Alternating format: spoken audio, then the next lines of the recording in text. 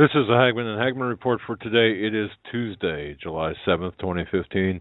We're coming to you live from the studios of the Hagmann and Hagmann report here in Northwest Pennsylvania. I'm Doug Hagmann at the helm with fellow investigator, researcher, and most importantly, my son, Joe Hagmann. Together, we are the Hagmann and Hagmann report. I like to call us America's premier father-son investigative reporting team. Our job is to bring you the news that propels the headlines, the news that is shaping and twisting and convoluting and really hidden amid a funhouse of smoke and mirrors in the carnival we call the corporate media. And we do the headline and news triage so you don't have to. I want to thank everyone for tuning in to us tonight and every night. Thank you for checking in with us from all over the world. Of course, we broadcast live every Monday from 8 to 11 p.m., every Monday through Friday, 8 to 11 p.m. Eastern Time. Our home base on the internet is hagmannandhagmann.com. And, of course, from there you can access us live, as well as our social networking sites and our original investigative reporting. I want to mention before we get rolling here that tonight's broadcast is sponsored by NatureBox. They ship great tasting and guilt-free snacks right to your door. That's naturebox.com/CFP radio. You know, they've got over 100 flavors to choose from, all of them palate pleasers, all snacks made with integrity. No artificial colors or flavors or sweeteners.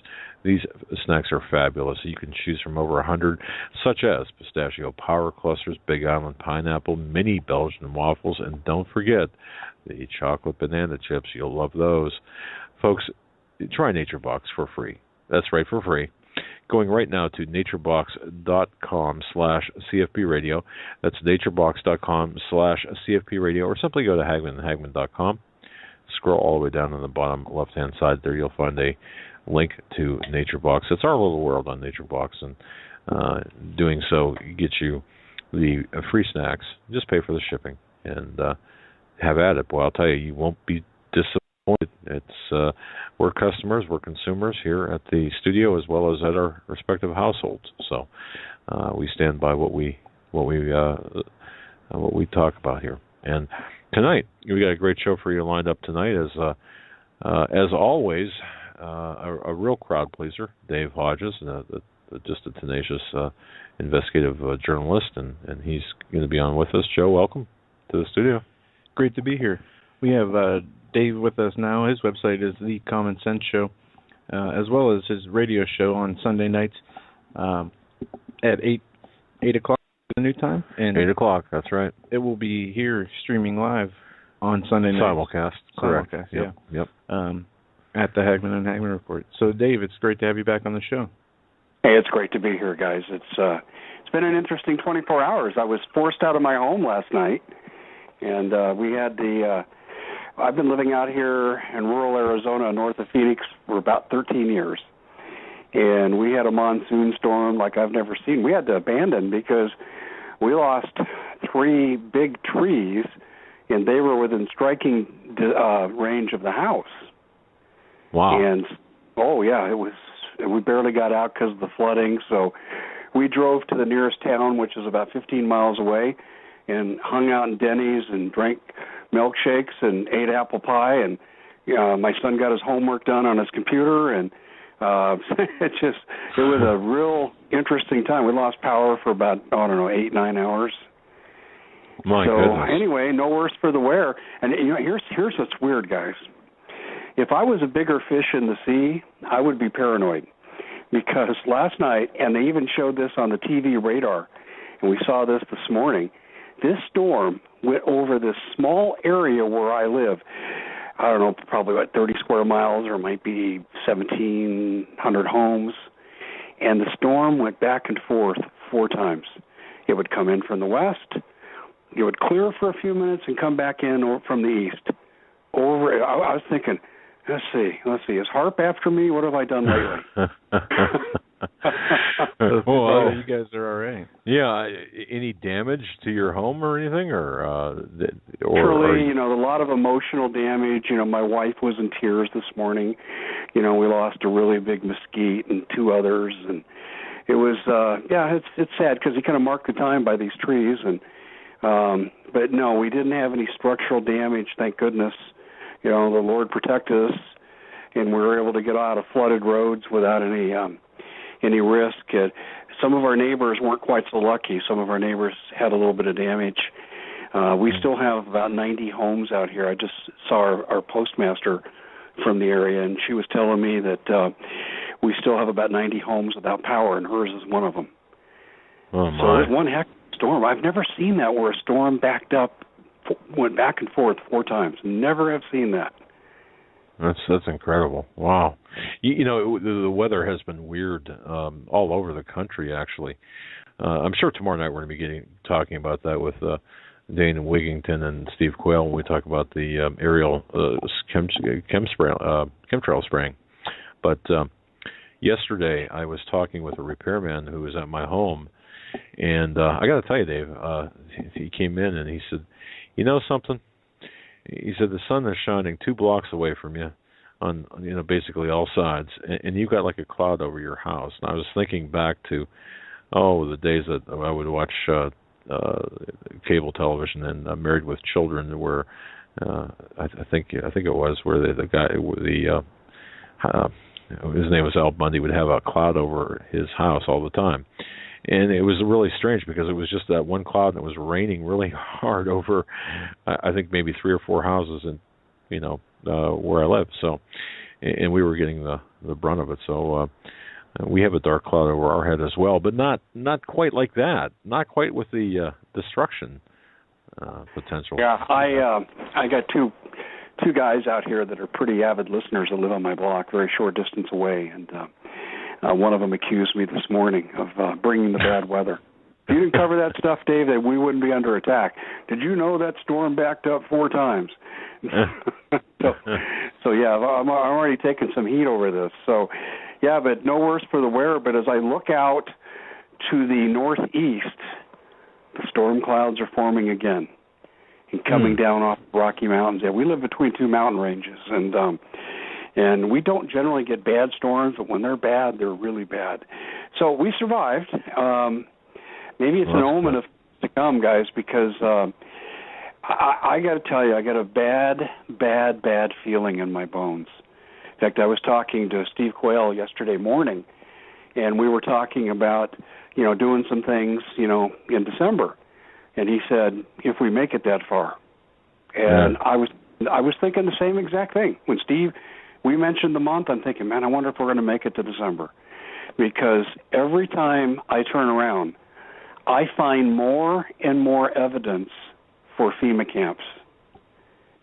Guys, it's uncanny, the evidence that's pouring out for this. You guys have no doubt been to my website, and you've seen the malls.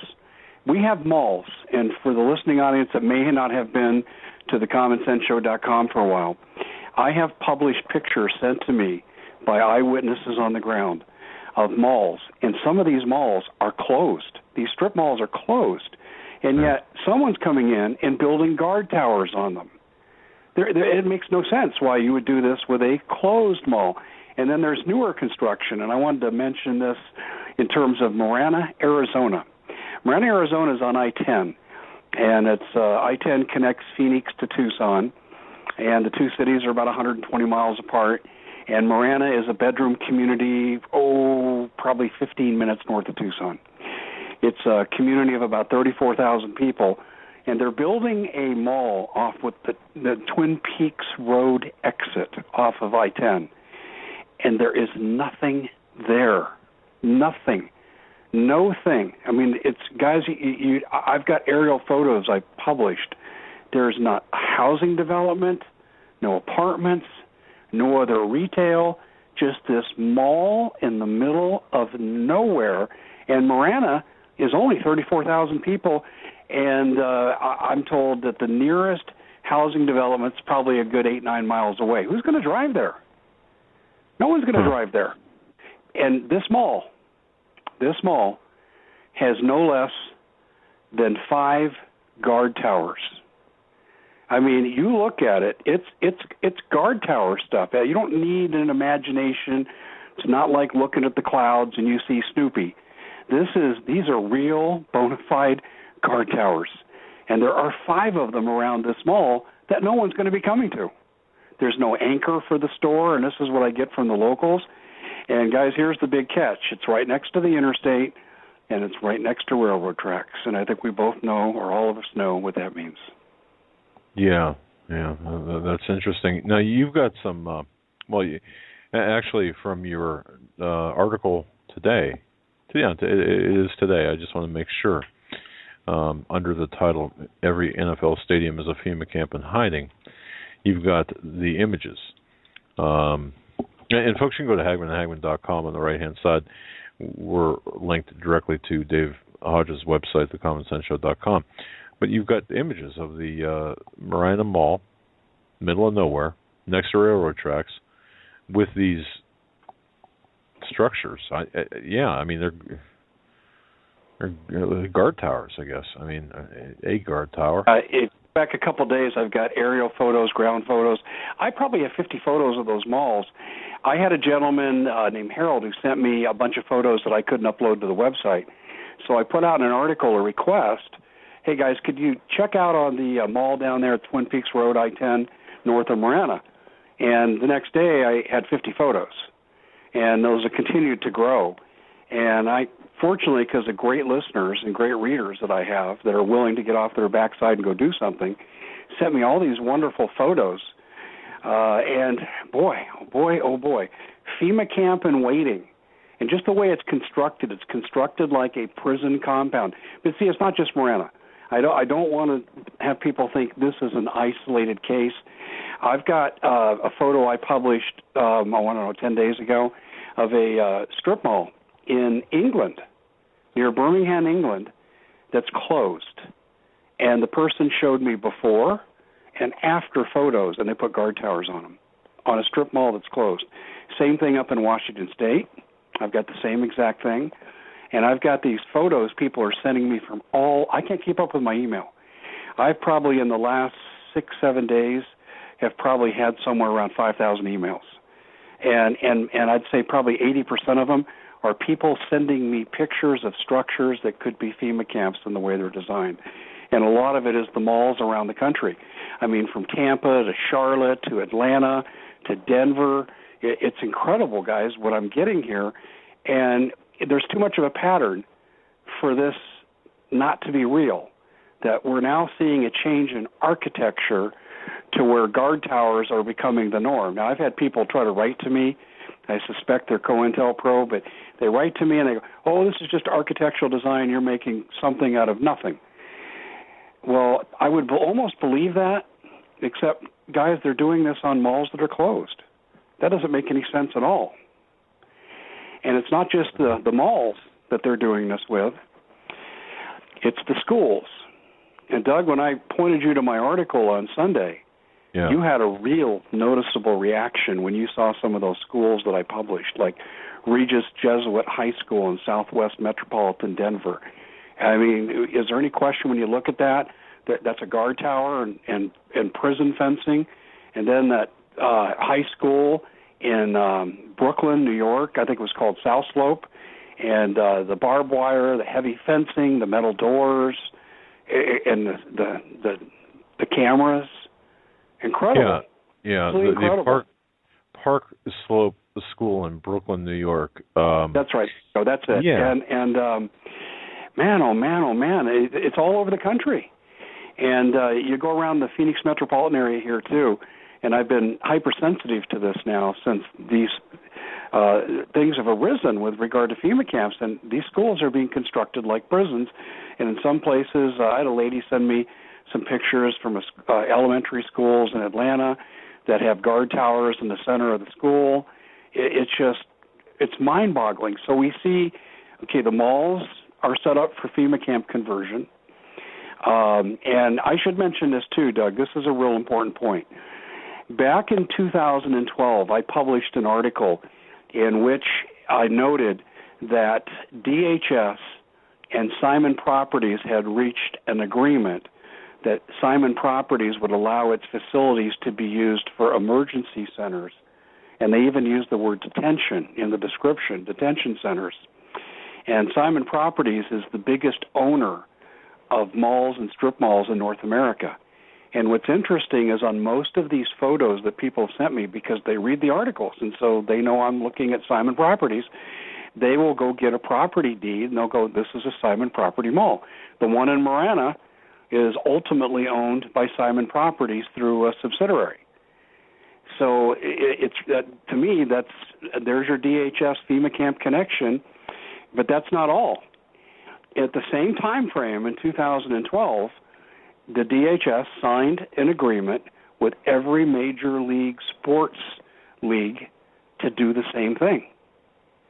And today, you saw I ran that article.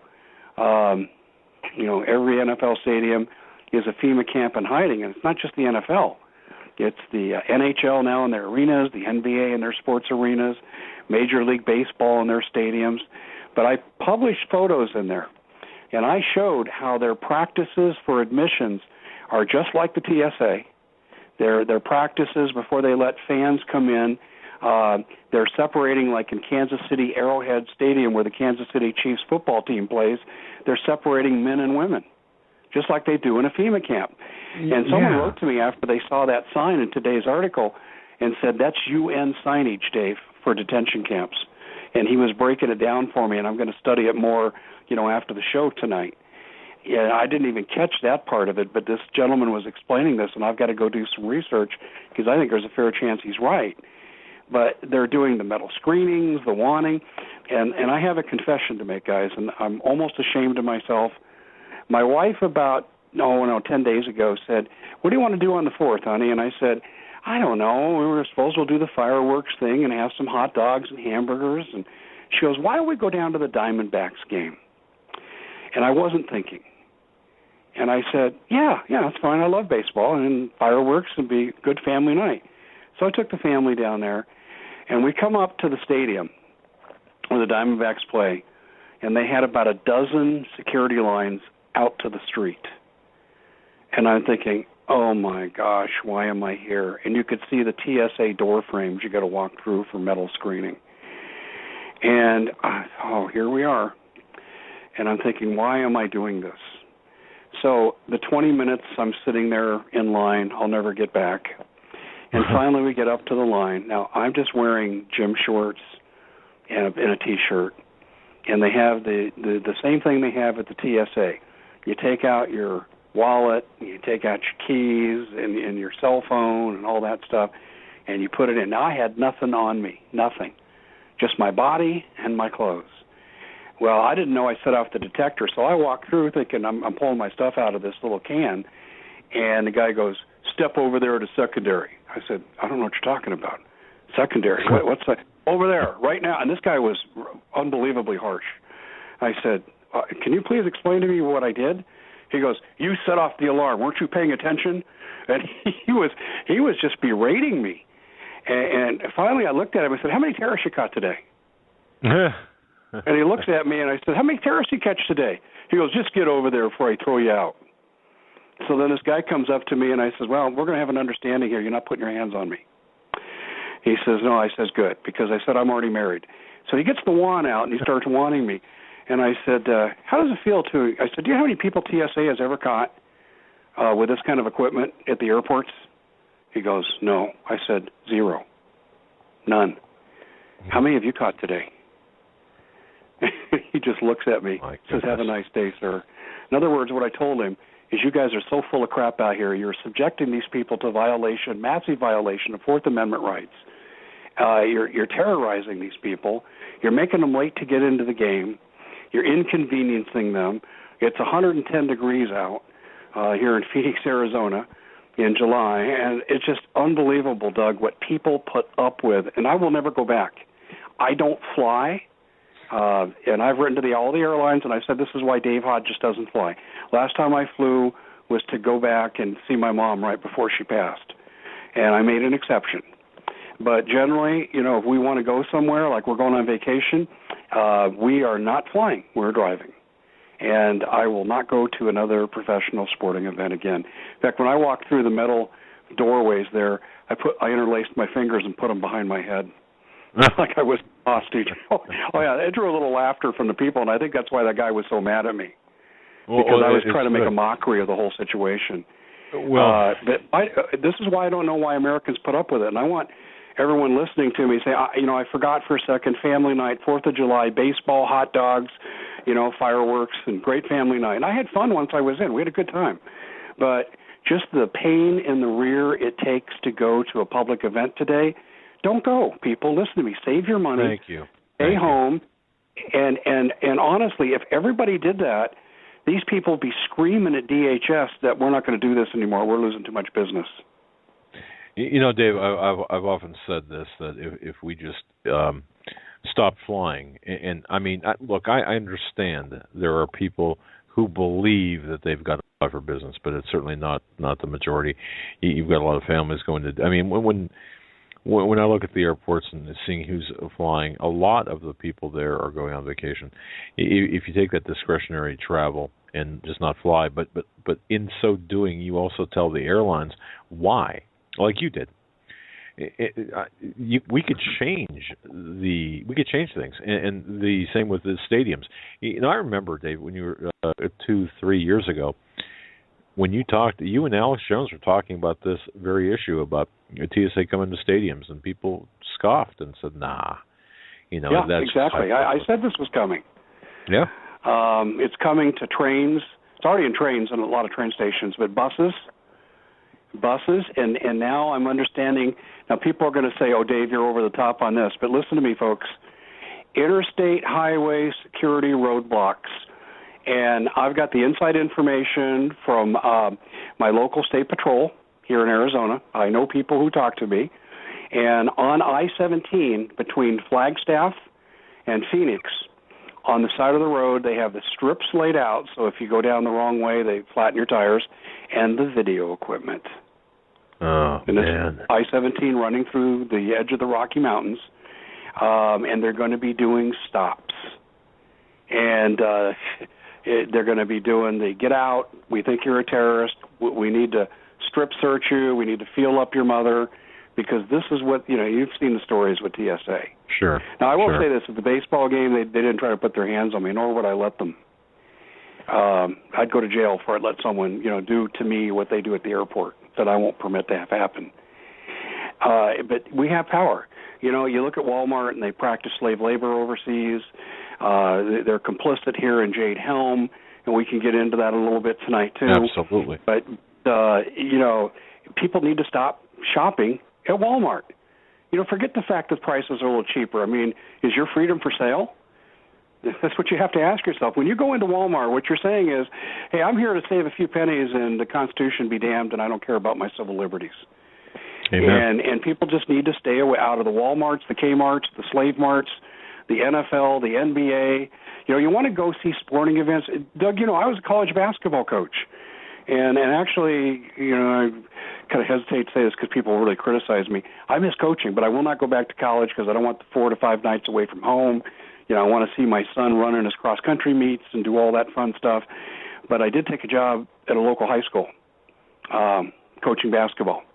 And because I miss it. And I don't know how much time we have left. And this is one thing I really want to impart upon people tonight. I'm making a very concentrated effort to spend more quality time with my wife, with my family. Concentrated effort. I'm trying to make the most out of each day. And I also want to engage in activities that bring me joy and pleasure. People say, oh, gee, you must love just writing this stuff for the website. I like informing people. I want people to know what's coming so they can better prepare. I feel it's my Christian duty to do so, the watchman in the tower kind of duty. Right. I don't like doing this. I was happiest in my life when we moved into our home that we said someday it'd be our retirement home where we're at now. 13 years ago, I was coaching college basketball, teaching my college courses, and, raising my family. I loved my life then. I didn't need anything else. Good marriage. I didn't need to have this drama come in. But when John McCain and his New World Order forces showed up and tried to steal the properties of 2,000 of my neighbors out here in rural Arizona, that's what really launched my, writing career and my broadcasting career, because somehow these people decided they wanted me to be the spokesperson, and one thing led to another, and before you know it, I got a radio show and I'm writing for different websites. I didn't ask for this to happen. And, actually, it's kind of like going to war. You know it needs to be done. But you got to but you look forward to the day when you no longer have to do it, although I don't ever see an end to this. I'll probably do this as long as God gives me, breath to breathe and energy to write and to speak. But I wish I didn't have to do this, Doug. I really would like to go back to the life I had 13 years ago, but as they say, you can't go home again. And so, I don't fight a battle just to fight the battle. I fight to win. And I'm in this to win it. And I don't know, Doug, where this is going, because I have a real bad feeling about this fall. I really do. Yeah, I do as well. And David, let me just reintroduce you. Dave Hodges is our guest. And folks, if you don't know who he is, my goodness, you haven't been paying attention. Dave Hodges is a prolific writer, author for the CommonSenseShow.com website. His articles are picked up everywhere. And he's got one of the highest-ranking websites on the Internet. He's extremely tenacious in terms of his research. And I'll say this, every week, every Sunday, I tune into the Common Sense Show to listen to Dave Hodges. And I know a week from this Sunday, Steve Quayle will be on with Dave talking about certain subjects, including the start of Jade Helm. But, now tonight we're listening to the man behind the pen, the man behind the keyboard, the man behind the microphone, who he is. And by the way, he's a great friend of ours. He's a great friend of the program, great friend of ours, and we do share a lot of information. So it's just such a pleasure to have such a 5-star guest on our program tonight. So, Dave, with that, I just want to say thank you for. Thank you for that, time. Doug. And I want to push some kudos your way too, because we had some, let's put it this way, circumstances were adding up to where the Common Sense Show broadcast was in danger. And Doug Hagmann and Joe Hagmann stepped up and offered to give me a landing place, which has led to us, by the end of this month, we'll be both simulcasting our shows, to infinity. Well, as far as you guys are, as long as you're on the air, we're going to pick it up on the Common Sense Show website, and people can just go there and click, and we'll have a banner for it. And you put yourself out there for me. And then not only that, here's Doug, and he's trying to fight through the bad back and all that. And I was supposed to have Bob Fletcher on to talk about Planet X this last Sunday, and Bob got burned out of his neighborhood, and he had to evacuate. And he sends me a message a few minutes before airtime, Dave, I'm really sorry to do this to you, but they're evacuating us. So I completely understood. In fact, he was supposed to be on Coast to Coast last night, and he wasn't on. They brought on Bruce Lip as a substitute guest, who, by the way, is a great guest. I met Bruce at a conference one time. I need to pursue getting him on. But, I wish Bob well, and I pray for his safety. So what I did is I called Doug 12 minutes before airtime, and I said, can you do an hour? I'd already filled the second hour with my good friend Jim White from the Liberty Brothers.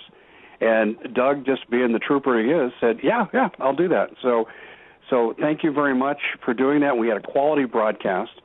We had a little archive problem this morning, but it's straightened out. I'm going to be posting that archive up on the website later this evening, and probably send it over to Steve for publication tomorrow, Steve Quayle.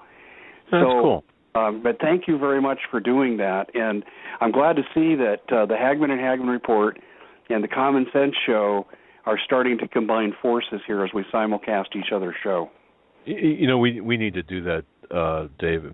I'll tell you something. It's getting pretty hairy out there, and we're getting, without getting into detail, we're getting shots across our bow, every once in a while. I can just see a time when we are not going to be free to talk about these issues over an internet-type venue, okay? The control mechanism. You talk about control in your articles. You talk about the physical control, physical control of people, and of course, you also talk about the what was it called? Well, the internet regulation, regulating the internet. You've written extensively about that as well. I can see where we are not going to be permitted to talk, so we are making preparations. And I know, Dave, without getting a lot of the detail, preparations are being made to continue our broadcast and the Common Sense Show, the Hagmann Hagmann Report, and other potential allies. Without getting into detail, that will astound a lot of people, I think. But we're working hard behind the scenes to do that. And Dave is an integral part of that, a very critical component of what we're doing. So it's great. Well, we're certainly got a plan we got to have plan B, C, D, and triple Z, because the bad guys have great staying power, and they're doing their best to try to keep us from spreading the word. And we're getting close.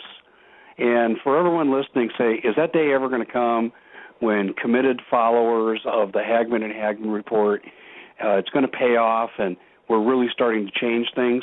And my answer is an unqualified yes. There's social-psychological research out there by a group called SNARC, S-N-A-R-C, and you can Google this. And they asked the question a few years ago, and the Tipping Point book also addressed this. When you have a fad and a trend, how many people have to be involved in this until it becomes an absolute obsession with the country and becomes a committed movement? And the answer is you only need 10%. And I think we're already at the 10% and exceeding it. And guys, I know your numbers on your show are exploding. My radio listenership has quadrupled since March. My internet base, my website, has doubled in the last 4 months. It's the growth is unbelievable, and this has nothing to do with Dave Hodges broadcasting, Dave Hodges writing. I'm still doing the same things I was doing 4 months ago. It has to do with first-time people, and I'm averaging about 40% of the people coming to my website now are brand new, never been there before, and that's happening every single month. 40% of that base is brand new. And that means they're the people that were watching Wolf Blitzer and Sean Hannity and these guys, and all of a sudden now they want to see, they know they're being lied to. They know things aren't as they're being told. And so now they're coming to listen to Doug and Joe and Steve Quayle and Dave Hodges and John B. Wells, and they want to find out, are things different? Who's going to tell me the truth here? And this is why I feel really, and I know you guys feel the same way I do, I feel a very special burden. I mean, it's a burden of love, but it's also a kind of an onerous burden.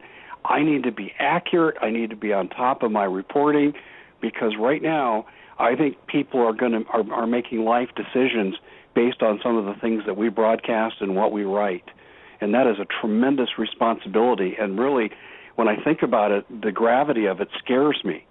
I have no problem taking responsibility for the decisions I make for myself and my family.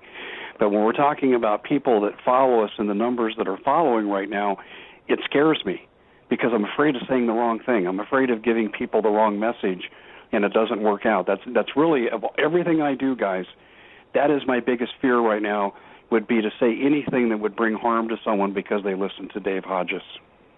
You know, Dave, that's our biggest concern as well. We're on our knees. We hit our knees and we ask for guidance, because we don't know sometimes, what we don't know. I mean, you're right. Here I go stuttering. But you're right. It's a heck of a responsibility.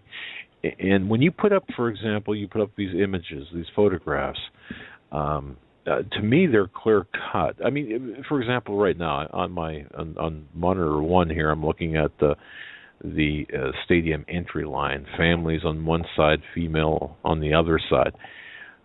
Now, seriously, have somebody explain that, the logical reasoning behind that sign, and have it be clear and believable. The reason I say this is because people will accuse you of, they accuse us and Steve Quayle of fear mongering, of saying, oh, this is, of just overstating our case, being hyperbolic in our presentation.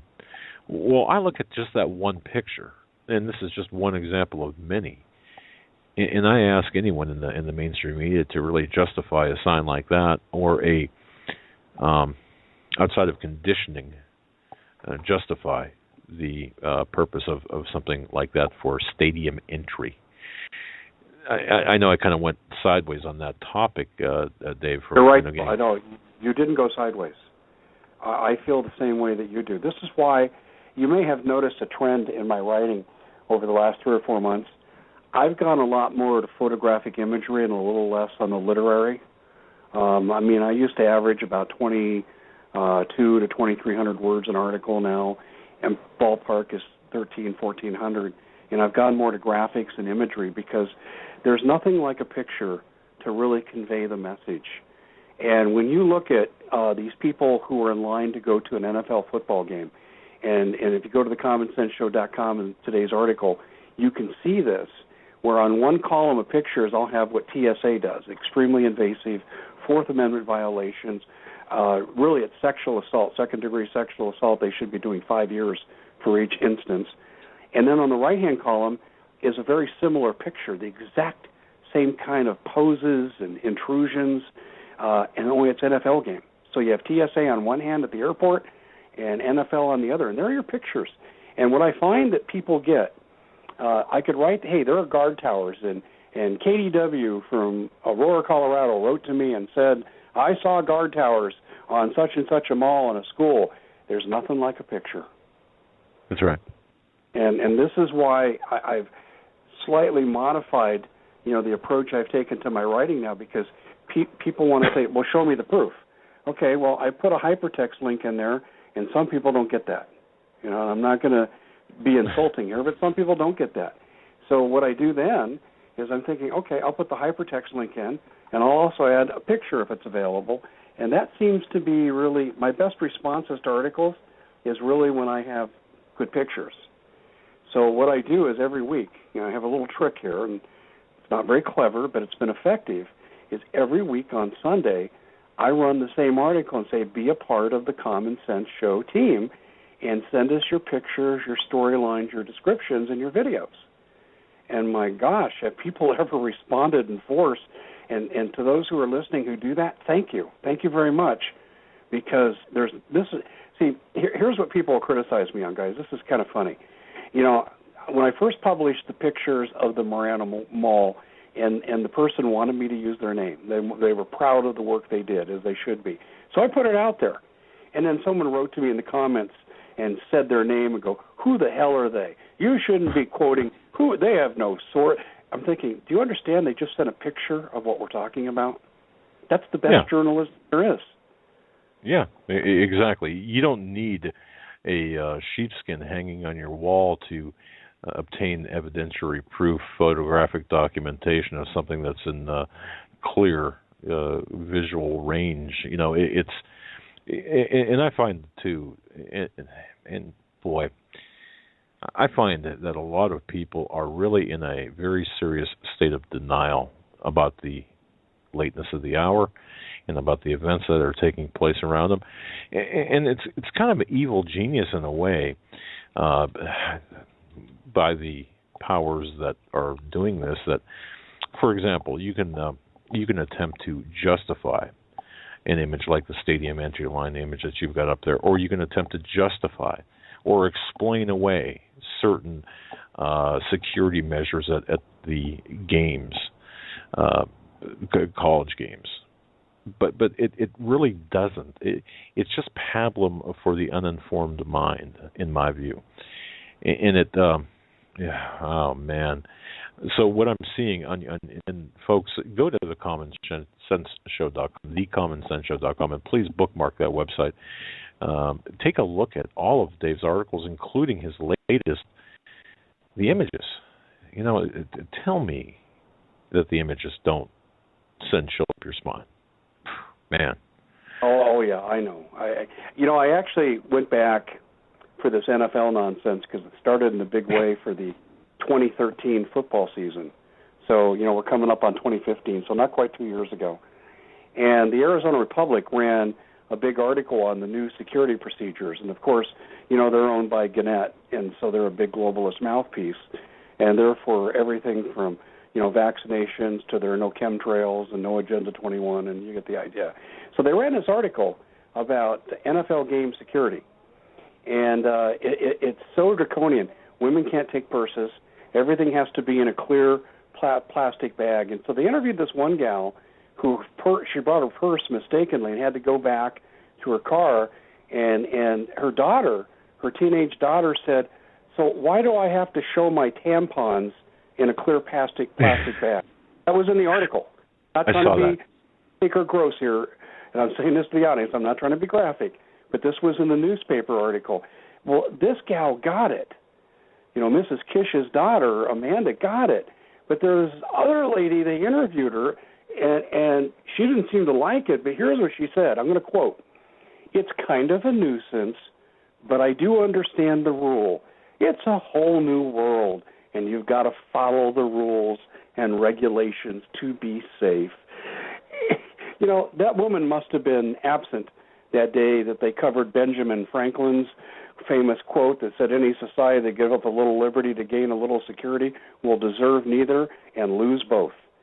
And she must have been gone that day in class. These people who do this security at games catch nobody. I mean, nobody. It's just DHS saying it, and the sheep go ba-ba, and they go ahead and do it. And I'm just saying, stop going to public events. Stop. That's right. You know, NFL, and let me just say this, Doug, I used to be out of college. You know, my first teaching job at a high school, I was the head basketball, baseball, and football coach. You know, and I played basketball in college. Played all three sports in high school. You know, I have a good sports background. I love sports. You know, my son has been raised in sports. But I look at this crap. I've gone to my last major league sporting event. I'm not going to watch it. If I really need to have a fix, I'll go to the high school games where you don't have to worry about your wife's breasts being felt up by a complete stranger. That's really where you can go. You go to where the game is most pure and enjoy it. I'm done, and people need to be done. The NFL is a $30 billion a year business, and they have tax exemption. They pay no tax. They're a complete monopoly, $30 billion a year and no tax. I don't know how they're tax exempt. So let's withdraw our participation. The NFL would be screaming about these security procedures. But it's just all part of the conditioning. It's police state America. You know, we have kids in some schools now walking through metal detectors to go into schools. You know, I had a picture of a kid, I believe it was yesterday, in my yesterday's article. He couldn't have been more than a first grader, and the security policeman at the school was putting on one of these magnetic wands over him. You know, to go to school, a 6-year-old to go to school, like a 6-year-old terrorist. And this is insanity. Don't shop at these malls. Withdraw your participation. Don't put your money in the corporate banks, the mega banks. Do what I'm doing. I'm converting my cash to gold and silver, and Steve Quayle's my supplier. Your money is going to be gone, and we should probably talk about this. We're Greece. It ain't going to be like Cyprus. Exactly. And say, hey, you got $100 in the bank? Well, now you got 40. That was Cyprus. It's going to be, you know that money you had in the bank? Well, we declared it about a year ago to be an unsecured deposit. That means it's not money. It's ours. Goodbye. That's coming, folks. You need to keep a manageable amount that you pay your monthly bills on, and you need to start buying resources that you can convert to real wealth-bearing instruments, such as gold, silver, precious metal coins, of course, guns and ammo to protect it, food and water, and so forth. That's where your money should be being spent. You people who are keeping your money in the RIAs, the Roths, your pensions, and all, you're going to take a bath. I don't believe you have a year left with your money, and I could be wrong, but I don't see it. We have an $18 trillion debt. That's the good news. We have a $240 trillion unfunded mandated liability, Social Security, Medicare, Medicaid. Can't pay that. We should, because we have a contract with the people, but I don't see how we can pay it. And then we have the monster in the room, $1.5 minimum quadrillion credit swap derivatives debt, of which we paid $505 trillion of interest in the last year. Well, the entire GDP of the planet on the high-end estimate is about $70 trillion. And our interest on this imaginary debt, $505 trillion interest on the credit swap derivatives debt. We can't pay off these debts in the 22nd century, the 32nd century, or the 82nd century. There is no paying this off. So what's going to happen to your cash? The only thing that was backing the dollar up certainly wasn't gold, wasn't silver. It was petro, the petrodollar. Well, what's Amen. the world doing now? They're all getting back into gold. The BRICS. The BRICS are undermining the petrodollar. This is going to be the basis for World War III. Russia and China and India are leading the way. And as a consequence, your dollar is going to crash. It's going to go down like a submarine in screen doors. And I'm telling people right now, and I'm sure of this, I said I worry about giving people bad advice. You leave your money in the bank and you take the hit, you have no one to blame but yourself. All the signs are there. I agree. I want to say this. I received an email, and if this person is listening, it's a first-hand account of Greece. It's someone sent me a series of emails, and I'm not sure if it was just sent to me or if it was sent to others, but this listener has a friend in Greece, and these are emails from that person in Greece. You know who I'm referring to. If you're listening, you know who you are. I did send an email asking if I could publish these emails. Dave, I got to tell you, and listeners, let me say something to you. What is going on in Greece is not being accurately portrayed in the media here in the States or in the Western media. We know that, but to read, I don't know, just to read the inside account, the first-person account from someone living there, day by day by day by day, it's chilling. You know what they have, and I've gotten this from emails from people in Greece. The government now, to try to keep order, and they've been doing this for at least a year, probably much longer, but they actually hire people, kind of like fifth-column citizens, the way I think of this, and they intersperse themselves in the shopping malls and the restaurants and on the streets, and if they hear someone putting the government down, they beat the crap out. Oh, yeah. Yeah. Do you know about that? Yep. You cannot, yes. Everything, right, well, they have people, I don't want to talk out of school, but since you mentioned this, from this emailer, you don't dare talk about the government in like a Starbucks environment. You don't dare talk about the government in at your workplace. Oh my goodness, the government has people listening to you, spies, if you will. I don't know how else to describe them. You might as well just say what they are, spies. They'll take you to the woodshed, literally. Well, they tell these stories about they'll hear someone talk. They don't make a scene in the restaurant. They wait for the person to get up and go to their car, and that's when they jump them. Exactly. Yeah, and people are scared to death. Their mail is being opened. Any incoming or outgoing mail. Well, I guess people. I'm not really breaking many confidences there, but to hear the things that are taking place, there's no money. There's no food. The Muslim infiltration, and now this is open source, but not quite stated the way this emailer did state. They are importing Muslims into Greece, the island as well, the islands around the areas around Greece, and into Greece. These are not homeless, destitute Muslims. A lot of them. These are well-dressed, very well taken care of. They have cell phones. They've got money. They've got, this is a deliberate infusion of Muslims into the Greece, the fabric of their society, with the intent to balkanize Greece as they're doing to America. But this is being done at the very highest of levels. Of course, they've got others, an immigration problem as well. But to hear that, man, there's some manipulation going on at high levels, at all levels, but specifically high levels.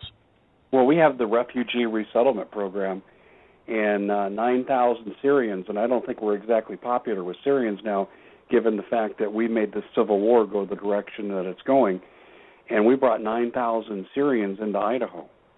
And this kind of refugee resettlement, is going on all over. In fact, I remember reading a companion piece to that story, and the FBI was quoted as saying, we don't have time to vet all these people coming into the country. Yet, they'll grope us, they'll fill us up at the airports, they'll subject us to unconstitutional searches at the stadiums, but they won't vet people who are coming in from areas known to be hostile to the United States. What's wrong with that picture? Well, we've seen this really since the mid-1960s from Johnson. However, the bigger picture here is really the destruction of America's middle class, because America's got to fall from within, and of course the middle class has got to go, and the moral and cultural fabric of America, it's got to be just taken down. So this is all orchestrated. Absolutely orchestrated. So, yeah, you're exactly right. I totally agree with you. It's as I've said before on your show, I look at what's coming in three parts, and I've been very consistent in saying this for 3 years now. We're looking at false flags, precipitating incident or incidences. We're looking for the excuse from that to roll out martial law. From that, you get things like gun confiscation, total evisceration of civil liberties. So people are at your beck and call for the government, and interspersed with that, at the tail end of martial law, I believe World War III will begin. And see, this is Basil's bright idea. The bankers, the big bankers, the ones that control and tell the Federal Reserve and the Bank of England what to do, they want a depopulation war. Yes. And that's what World War III is going to be. And no one in a civilized country who had a choice would ever participate in the kind of wars that are coming. So you've got to strip people of their rights. You've got to put a lot of them in detention camps and exterminate them. And people say, oh, Dave, that's crazy. Oh, really? Let's go back, to someone that you and I both knew pretty well. You guys knew Larry Grathwohl pretty well, and I interviewed Larry absolutely times on my show, and I had a number of phone conversations with him, and I found him to be the most forthright, honest individual I ever met. Now, most people will have heard of Larry, but in case you haven't, he was hired as an FBI special informant, and his job was to penetrate the Weatherman underground run by Bill Ayers and his wife today, Bernadine Dorn. And his actions and her actions resulted in the deaths of both American law enforcement and also American citizens. Bernadine Dorn did time in prison. Bill Ayers was able to skate. This wasn't a hippie group, as they've been portrayed. They were master's degree people from Ivy League schools. Bill Ayers' father, Tom Ayers, was the head of Con Ed of Illinois. Here's where this is going. You said, really, there won't be extermination in FEMA camps in America in the modern age? Let's just consider a couple things. Larry Grathwohl reports this, and I got the video up in yesterday's article on thecommonsenseshow.com, and Larry Grathwohl talked about how he interviewed Bill Ayers. He said, well, Bill, if you ever win and you get this communist takeover that you want, what will you do first? And he says, well, probably we're going to have to round up. And this is when America had 180 million Americans. You're going to have to round up 50 million Americans and put them in re-education camps in the Southwest, and we'll have to kill half of them. Well, those numbers today translate to not 25 million dead, but probably closer to 40 million executed. And Steve and I were actually talking about that yesterday morning, and he said, I think it'll be 50%, Dave. He says it's going to be closer to 100, and I agree with him. Now, this is where this gets significant. Bill Ayers and Bernadine Dorn, and many of you will already know this, launched the political career of one Barack Hussein Obama from their South Side Chicago home. Bill Ayers still visits the White House today. I documented that in yesterday's article. Oh, Dave, that's not the same Bill Ayers. There's a lot of people named Bill Ayers. Yeah, well, there's people putting on false Ayers too, but this is the real Bill Ayers. And Bill Ayers is a friend of this president.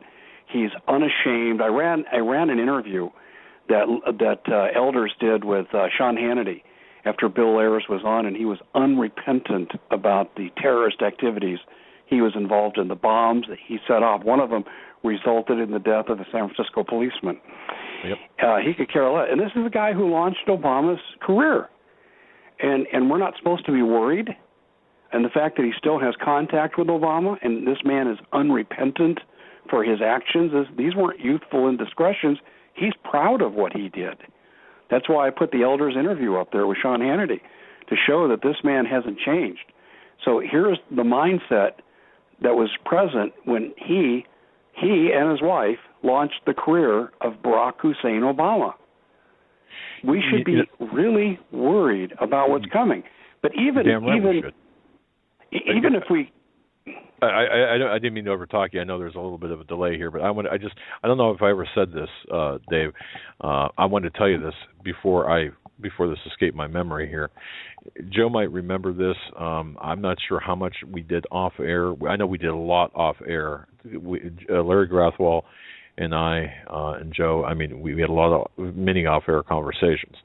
Now, about a month, maybe 2 months before he passed away, well, reportedly, ostensibly from a heart attack, they found him in his apartment.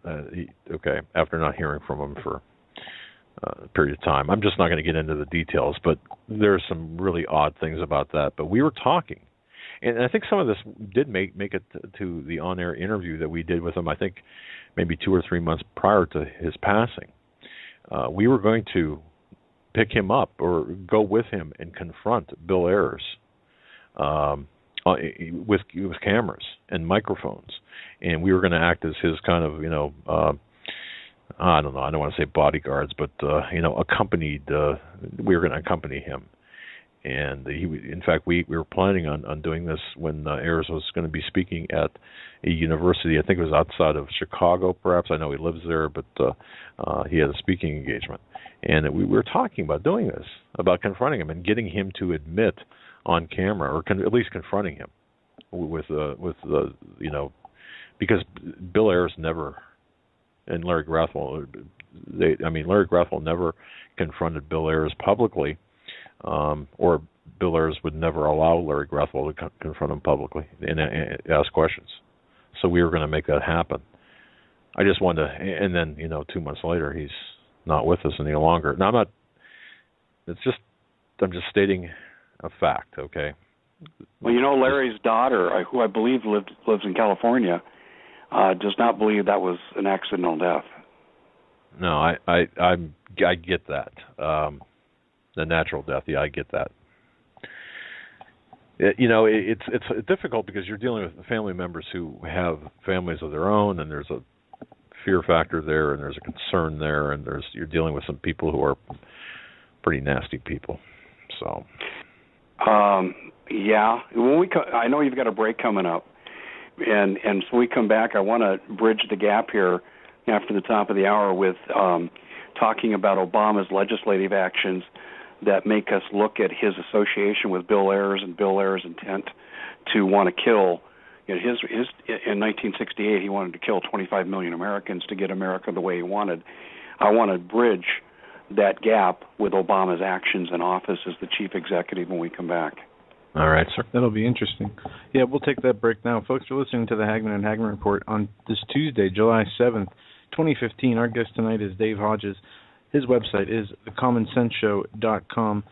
Bookmark that site for excellent content up to the, just incredible articles, especially on the FEMA camps. And Dave, before we go to the break, have you ever heard of a death camp that borders Arizona to Mexico? I have a listener who wants me to ask you about a death camp on the border of Arizona and Mexico. They say that this camp is huge. It has deep water trenches dug around it, and apparently it's near you.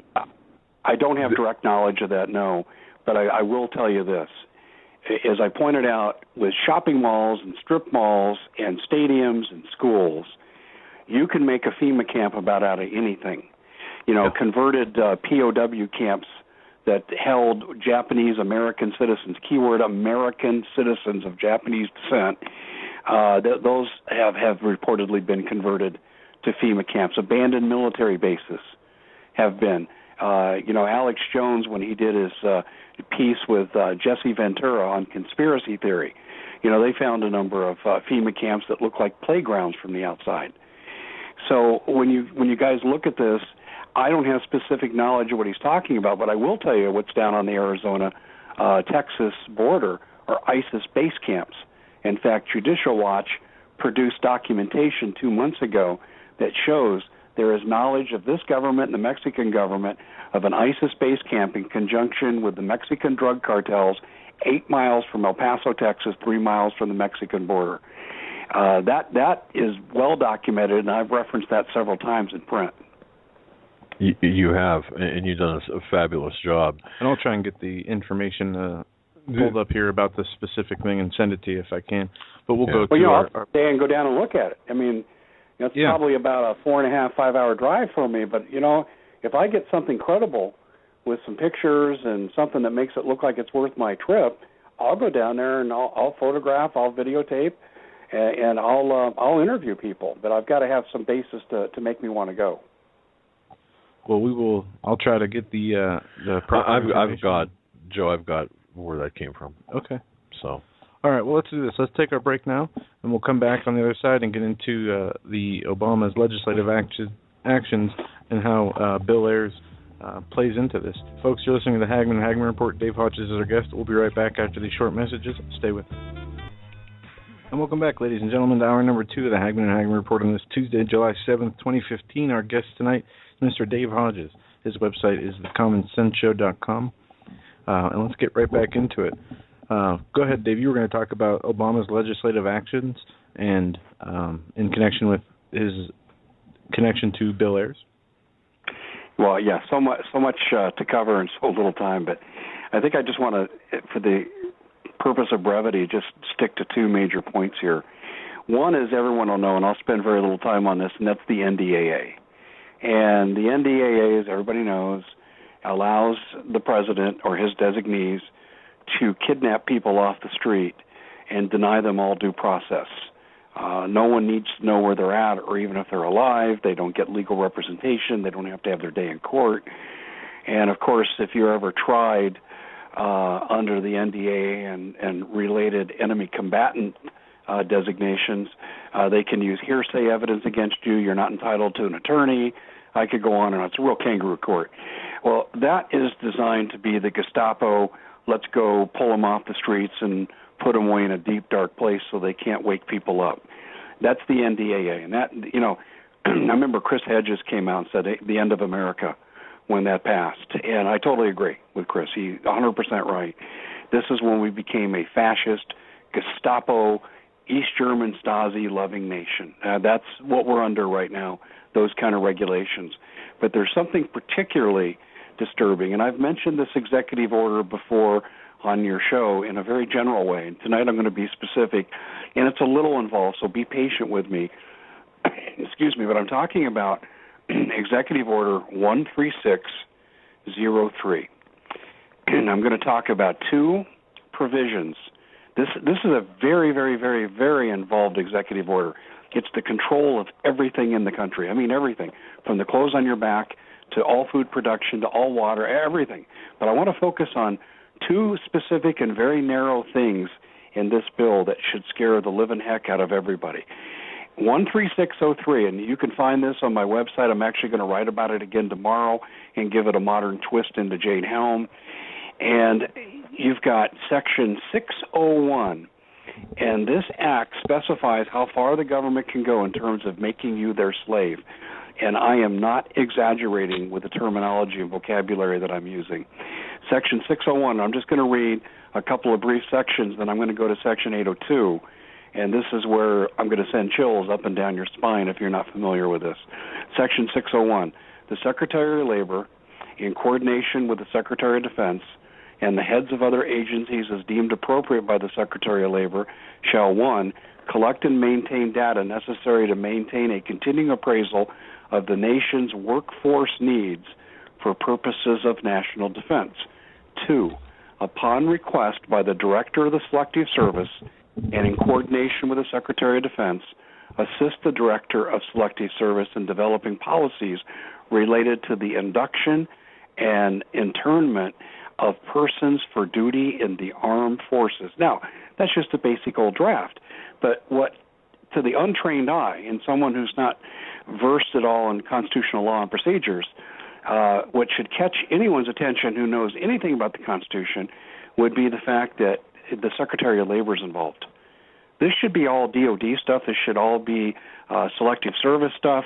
But now the Secretary of Labor is involved, and when I go to Section 802, that'll explain why. So here, excuse me, if I said 802, I meant 502. I'm going to have to cover in 802 as well. Here we go. Section 502, consultants. It says, the head of each agency, and we're talking, department-level positions like selective service, DOD, so otherwise delegated functions under this order shall employ persons of outstanding experience and ability without compensation. I'm going to read this again. The head of each agency, otherwise delegated functions under this order. This is Section 502, titled Consultants. And this is delegated by the authority of the President.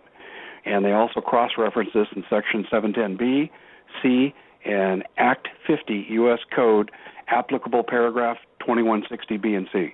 So there are cross-references to this. This is not the only place this is in writing. But this is stunning. According to the President, his designees can employ persons of outstanding experience and ability without compensation, and to employ experts, consultants, or organizations. The authority is delegated in this section, may not be redelegated. Now, let's be real plain here. When you say without compensation, that's slave labor, gentlemen. There's no other way to interpret this. Right.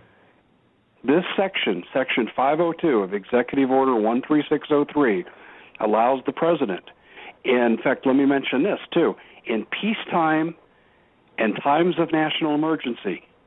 In other words, you don't have to even declare martial law to invoke 13603.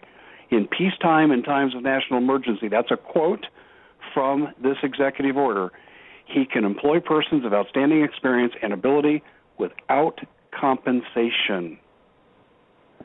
You remember when Alex Jones used to talk about the civilian inmate labor brigades and all that was coming? Oh, yeah. That's what this is. All right. Now let me hit you with this, Dave. Now, because I remember this, and I know you've written about this, but if, to the casual listener out there, if they just search on the Internet, Executive Order 13603, it'll take them to a debunking website, Snopes.com, okay?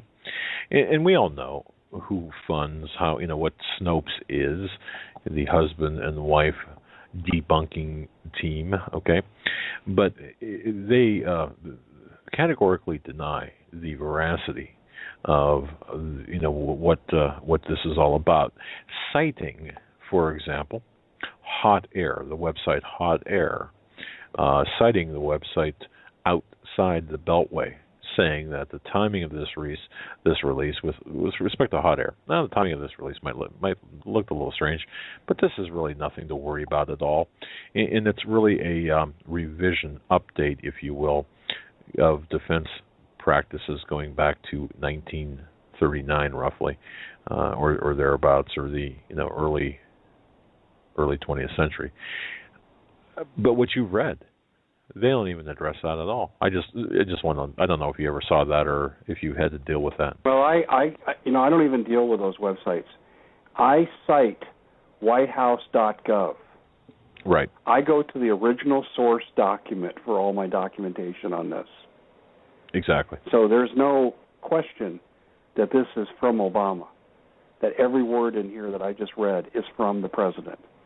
It has nothing to do with Snopes or any other debunking website. This is straight from the President's pen.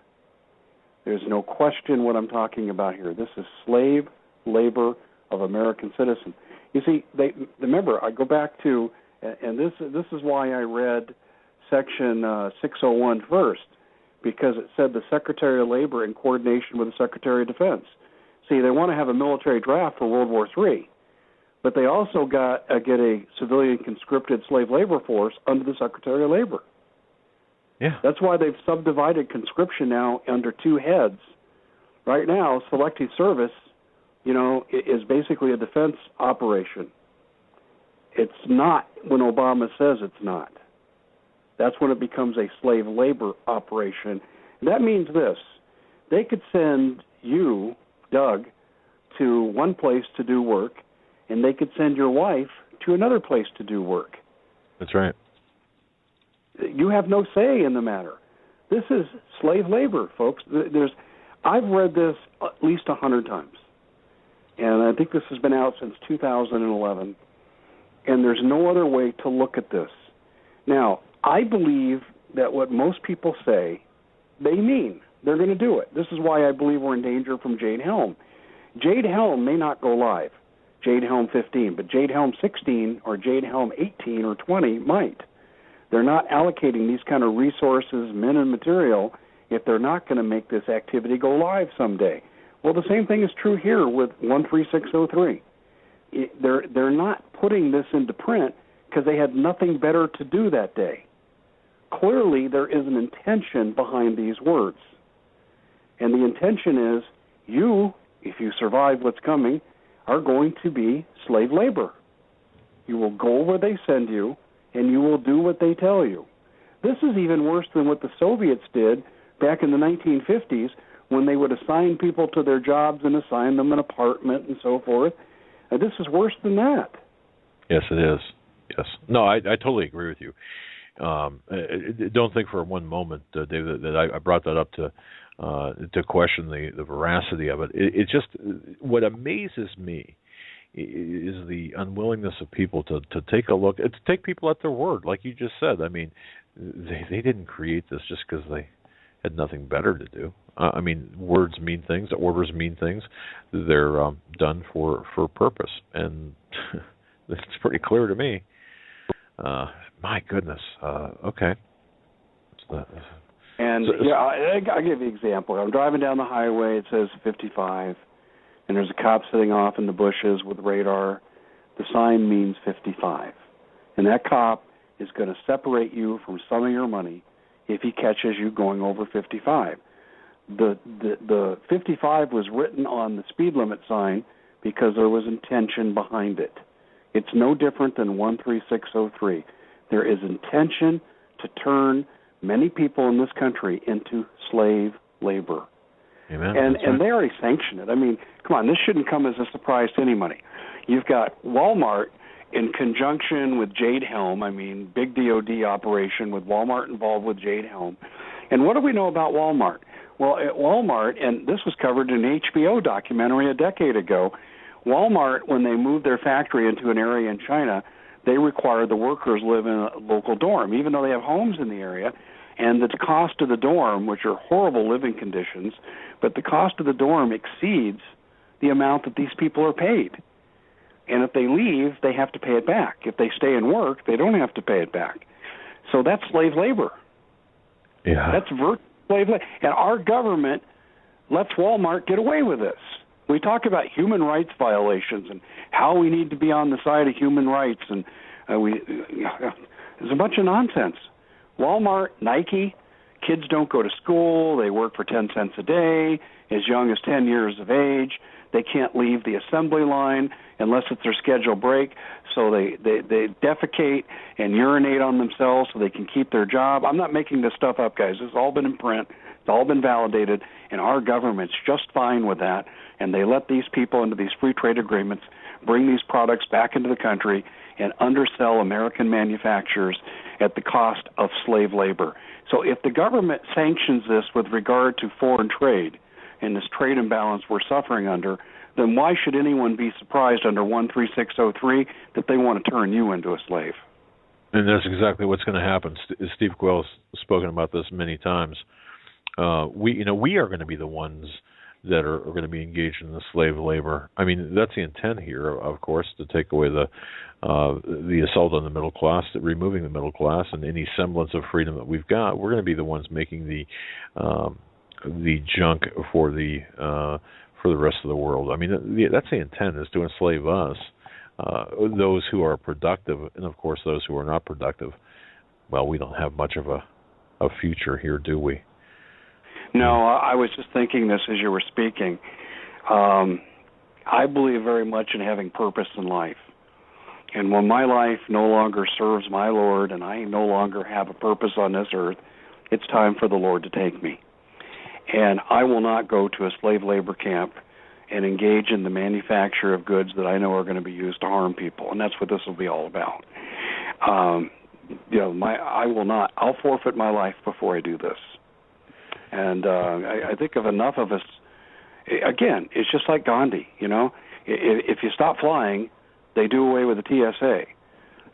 These people only get their power because they scare us, intimidate us, and we go along with them. We give them permission by our actions for them to do what they do to us. Very well said. Very eloquently said. You're exactly correct. And do you think, I was wrestling with this. For example, it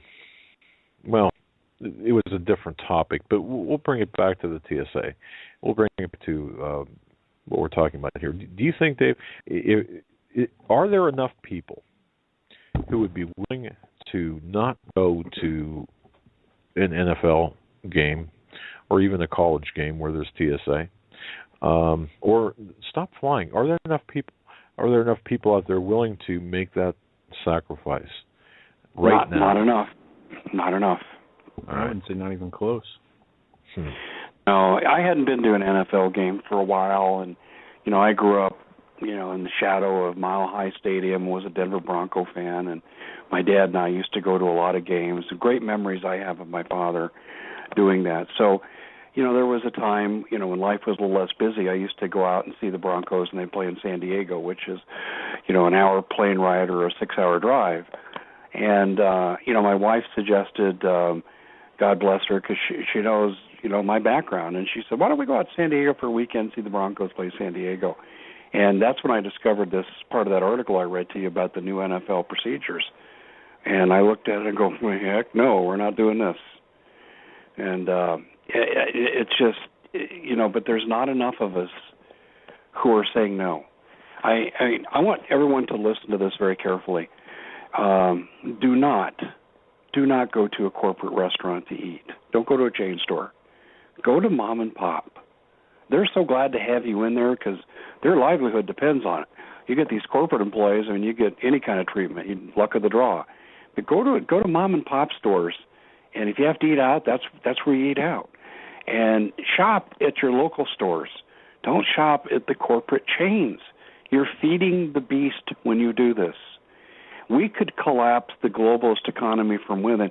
See, in my perfect world, and I'll tell you, God spoke to me through my spirit one night, because when I sit down to the computer, and I don't want to be too dramatic about this, but in my thought process is thy will be done, guide me. What needs to be said, God? And I try to do my best. And one thing he communicated to me one night is the subject of passive resistance. God, holds violence in extreme disdain, as I do too. I find it abhorrent, only in self-defense. Right. And the way to break the system that we're in, the slave system that we're in, is not to participate. Martin Luther King captured a lot of this.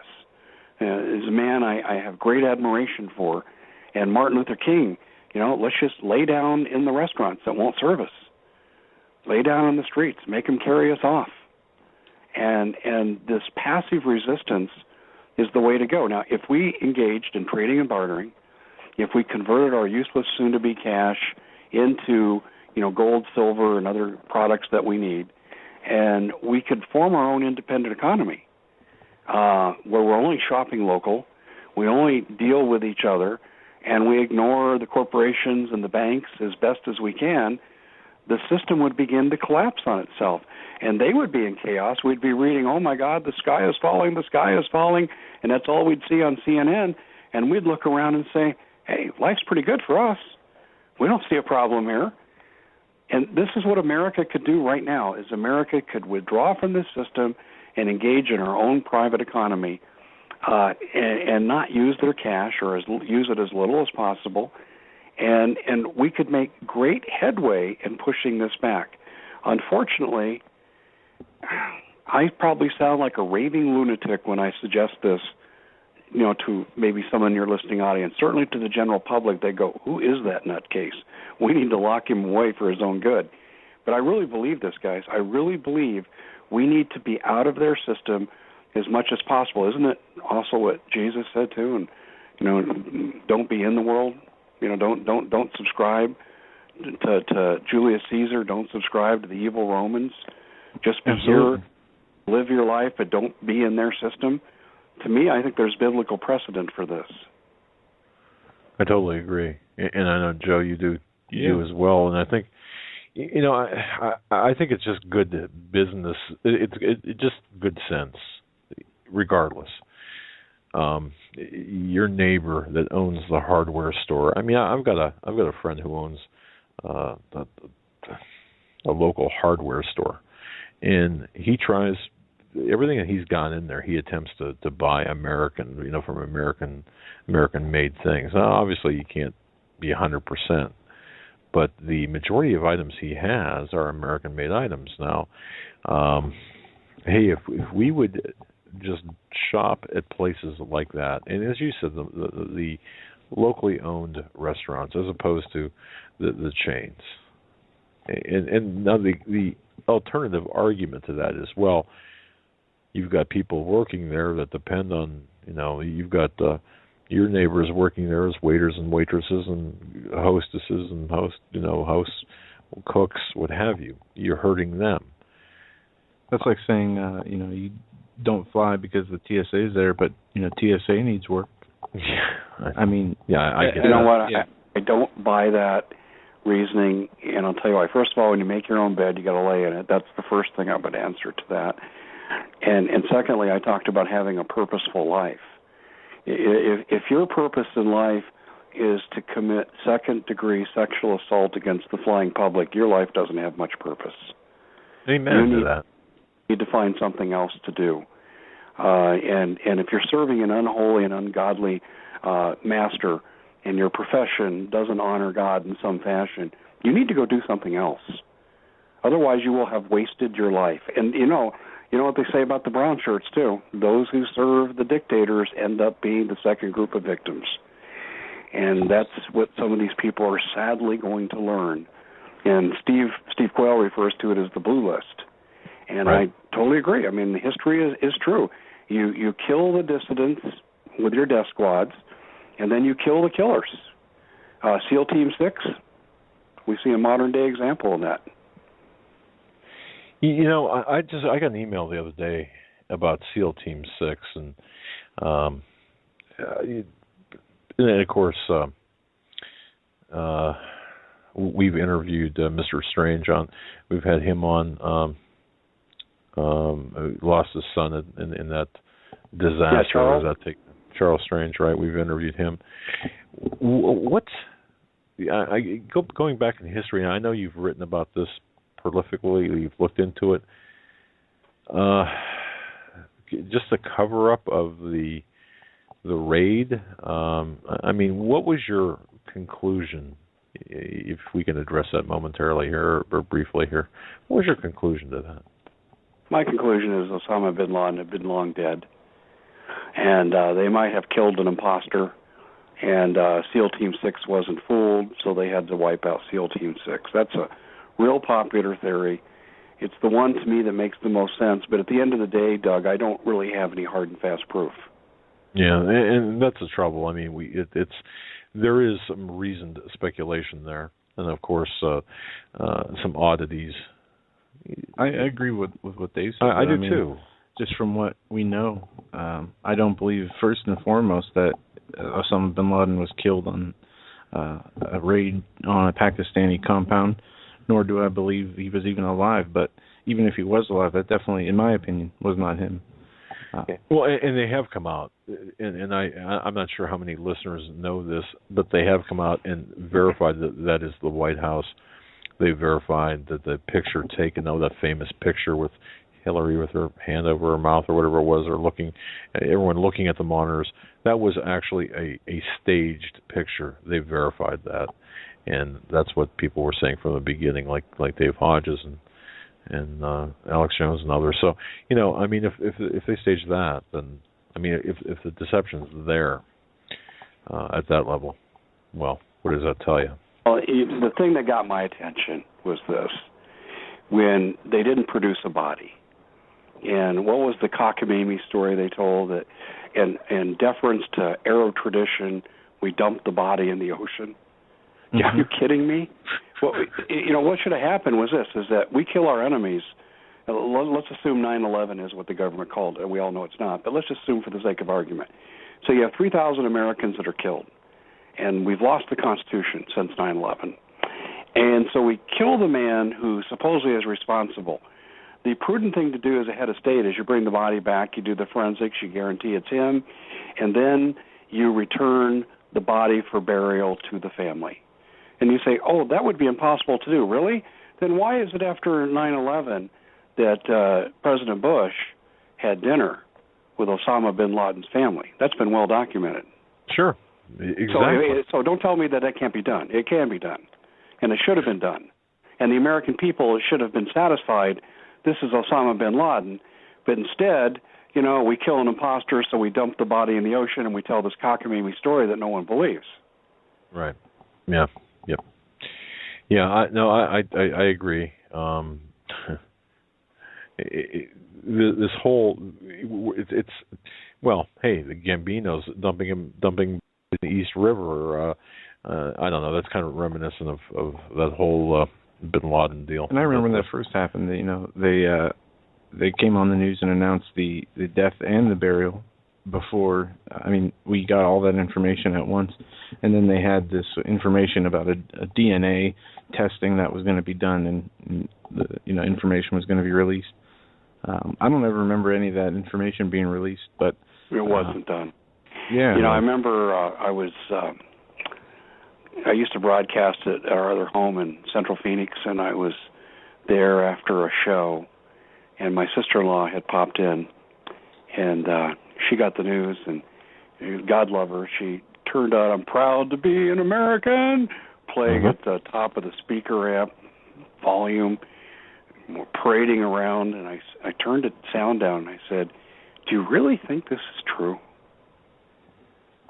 And she goes, "It's not." She knows about my show, obviously. And she said, "It's not?" And I said, "No, it's not. This isn't even believable." And we talked it out for 30 seconds, and she goes, "Yeah, I think you're right." If the average person could just sit down and think for a second, they would see through all the garbage that's out there. I mean, let's just look at the inflation rate. And I know this is really going out in left field, but just to show you, people say, "Hey, guys, the economy's on the rebound. Inflation's only 5%. Unemployment's only 5%. Let's talk about those two figures for a second. First of all, when they figure the inflation rate, they don't count gasoline or food like you don't have to eat or drive to work.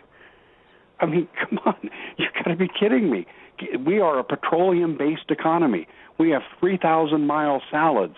People commute an average of 25 to 30 minutes a day, and you're not going to count the price of gas and inflation? And we got to eat to survive. I mean, it's crazy. That right there disqualifies the inflation figure from even being seriously considered. And then you go to the unemployment figure. If you're our teacher who has a certificate, if you're a beautician who has a hairdresser license, if you're anybody that has anything like a real estate agent has a real estate license, it's presumed that you're employed. Whether you made a nickel or not, they presume you're employed. And you go off unemployment after 6 months, it's presumed you have a job. How can you trust figures that are calculated in that fashion? But the average American looks at that and goes, "Yeah, my golly, look, the economy's on the rebound." No, it's not.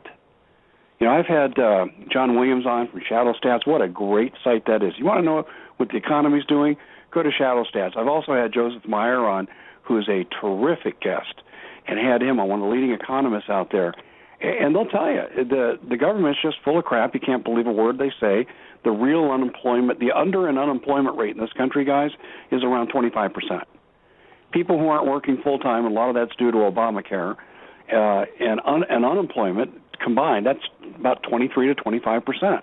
The real inflation rate somewhere between about 13 to 15%. And all you got to do, ask the housewives. Husbands, ask your wives, how much are they paying for eggs these days?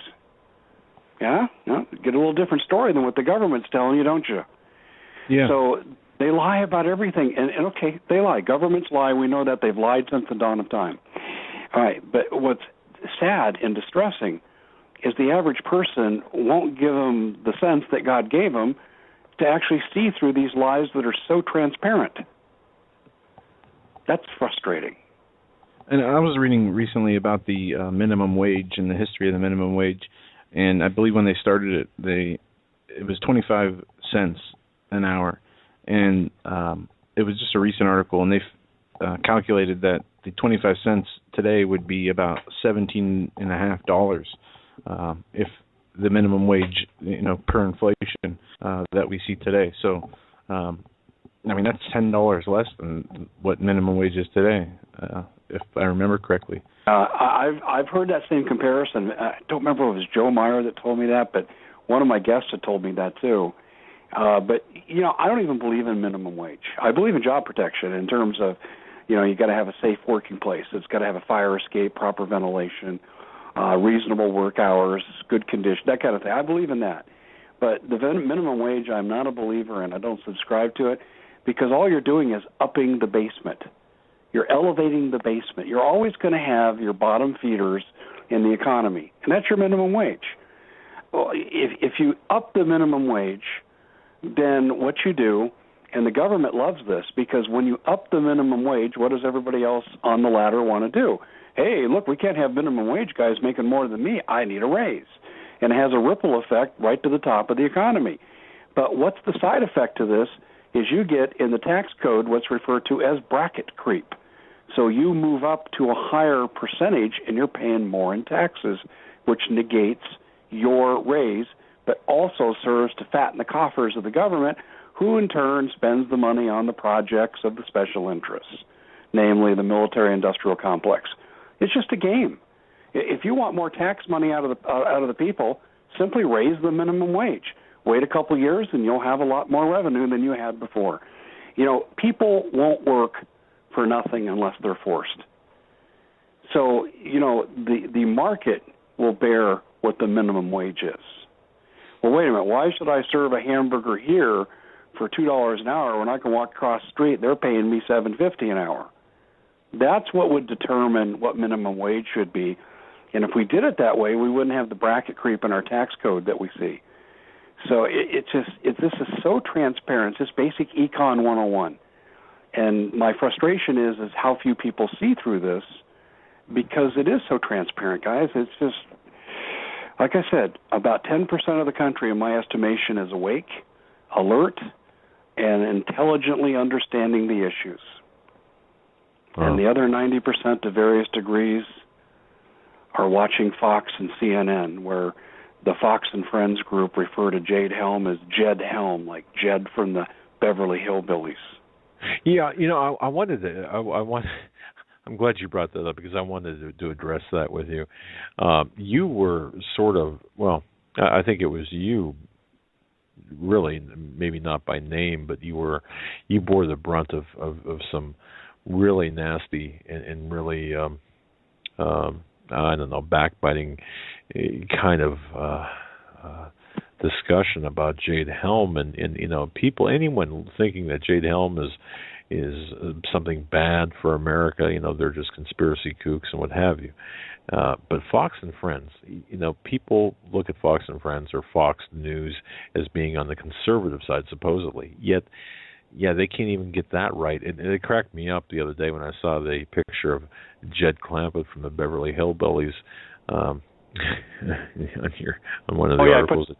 I put Jed Helm with a question mark with a picture of Jed Clampett. Yeah, and I'm thinking, okay, you're reporting on something, Fox and Friends. You don't even know what you're talking about. You can't even pronounce it correctly. And here's what they said. It's one thing to be ignorant on a subject. Okay, we've all had times we've gone on the air and we've had one of those brain aneurysms and we can't think and the knowledge jumps out of our head. That's happened to every one of us. And I could give them a pass on that, except they took Jade Helm and said that Alex Jones should be banned from the airwaves. I'm paraphrasing. He scares people. We need to stop him from broadcasting. He's talking about Jade Helm. And I just was shaking my head at this. That's why I made fun of Fox and Friends. If they would have just had the faux pas of the mispronunciation, I would have let it go. But then they had to go and attack Alex with both barrels and suggest that he be taken off the air. Well, I wrote to them. They didn't respond, and I signed Common Sense Show and all that. I said, it's interesting you want Alex Jones taken off the air because he scares people. How about being taken off the air because you're so ignorant you can't even name the name of the drill? Exactly. It's just such a double standard. And then CNN's not even covering it. The Communist News Network, and occasionally I watch them just to see what the enemy's up to. But it's unbelievable. We could do a whole show just on the media. I read an article yesterday. There's a guy here, he's a columnist in Phoenix. He writes for the Arizona Republic, which is a total globalist mouthpiece. And if you know the history of Arizona, we're an extremely conservative state. I mean, we have guns on every corner and probably more guns than people. And, we believe in the law of the Old West, and we believe sheriffs should yield their power, and we don't like federal tyranny. And that's a good number of people here in Arizona. Yet we've got this newspaper that I've watched in the 30 years that I've lived here make an amazing transformation from being extremely conservative to just being a liberal mouthpiece rag. But they have this columnist named E.J. Montini. And what a piece of work this guy is. He was writing yesterday, and I forget the title, but it was something like this. The anti-vaccine group needs to be quarantined and banned. Now, he may not have used exactly those words, but that was effectively what he meant. And he went on to say that your right as a parent and your spiritual rights for your family do not supersede the health of another child. And not one time did he was basically saying all vaccines are created equal. And I wanted to punch my son's pediatrician when he wanted to give him a Gardasil shot at the age of 11. But, you look at this, guys, and he went on to make this statement. He went on to say, no medical treatment comes without risk, but we need to take the health of everyone into consideration. Okay, so you're admitting there are side effects, but you won't talk about, treatment etiology in terms of the effectiveness rate versus the contraindication rate, which are the side effects. And he admits in there are side effects, but he just glossed over it like it was no big deal. It's your duty to subject your kid to vaccines that might harm them, that have aluminum and all these other products in it that we know. And this was front page on Section B. It's called the Valley and State section here, which is really, covers our local news. And it was front page editorial news. And if you weren't in line with the vaccines, you need to be, and we need to pass California's law, where there are no exemptions from the vaccines. This is just total tyranny. We don't care about side effects. We don't care about treatment effectiveness. I wrote to E.J. Montini, and I said, so how much illness do vaccines prevent? And is the MMR vaccine the same as a vaccine, say, for hepatitis B? Does it have the same success rate? And what about the side effects of various vaccines? And how about the rapid rise in autism rates, where it used to be 1 in 10,000 for males, and now it's 1 in 53? Do you think vaccines have anything to do with that? And if so, why aren't you reporting on these rates rather than saying all vaccines are created equal and the side effects be damned?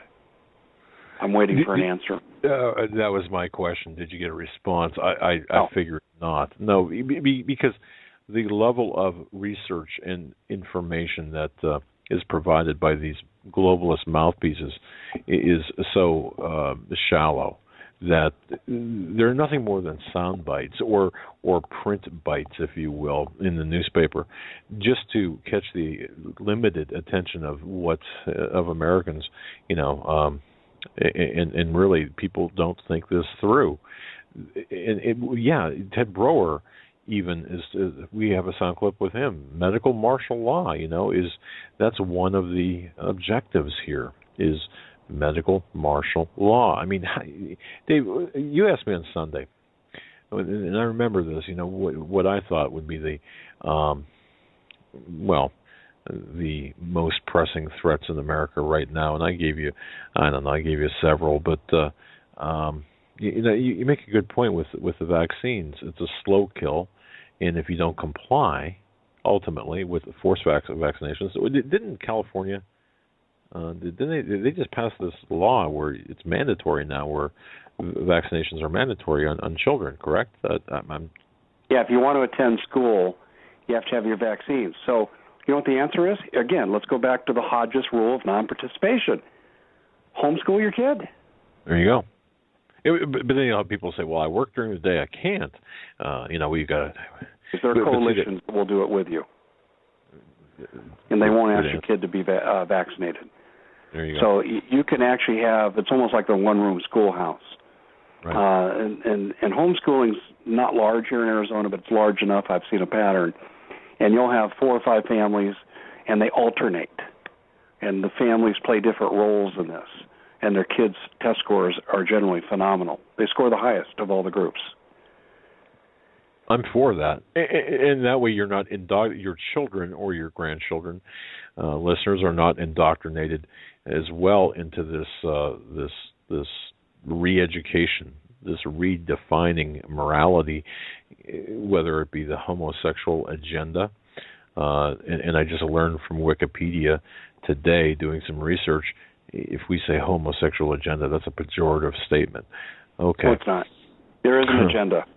Remember the I forget what they called themselves now. Well, gay pride was one term that comes to mind. There's another one that escapes my imagination. But, you mentioned real quick here, I want to go back to what you said about medical martial law. Katie Whalen had a great piece on my show a few weeks ago. And Katie's our health reporter for the Common Sense Show. And she talked about the effects that the TPP, Trans-Pacific Partnership, is going to have on healthcare decisions. And you want to talk about setting up a scenario that shortens the lifespan? Katie covered it all. And so she and Ted are right on the same page with this. We are going into medical martial law. And I just say withdraw from the system. Totally withdraw from the... Again, you do not have to play these games. You're giving them too much darn power. Yeah, so, I agree. There's no excuse for us not to do this. There comes a point in time when we have to, and I don't mean to be on a soapbox here, but I think there comes a moment in time when we have to say we will not participate, even at the risk of becoming classified as criminals. Essentially, we already are classified as terrorists anyway, potential terrorists, but at some point we have to say, no, we're not going to participate, we're not going to comply, we have to put our foot down. Civil disobedience is the way to go. Or, kind of short of that is what you're suggesting in terms of, getting into a homeschool situation, getting out of the system. But how long are we going to have on that, Dave? I mean, seriously, things are happening so fast. I think homeschooling has a limited shelf life, and there was a case, and I don't remember all the finite details, but I want to say it was a couple of years ago, where a family left Germany because they were being persecuted for homeschooling their kids where it's illegal. And they came to the United States, and they sought asylum under political refugee status. Now, it's funny, we'll bring in 9,000 Syrians and not vet them, and some of them are undoubtedly going to be terrorists with hostile intent. But we have a family that's legitimately running from family persecution from the German government.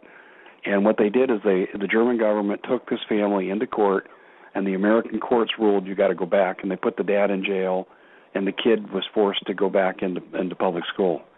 I believe that's where we're headed towards. The courts have already shown their intention on this.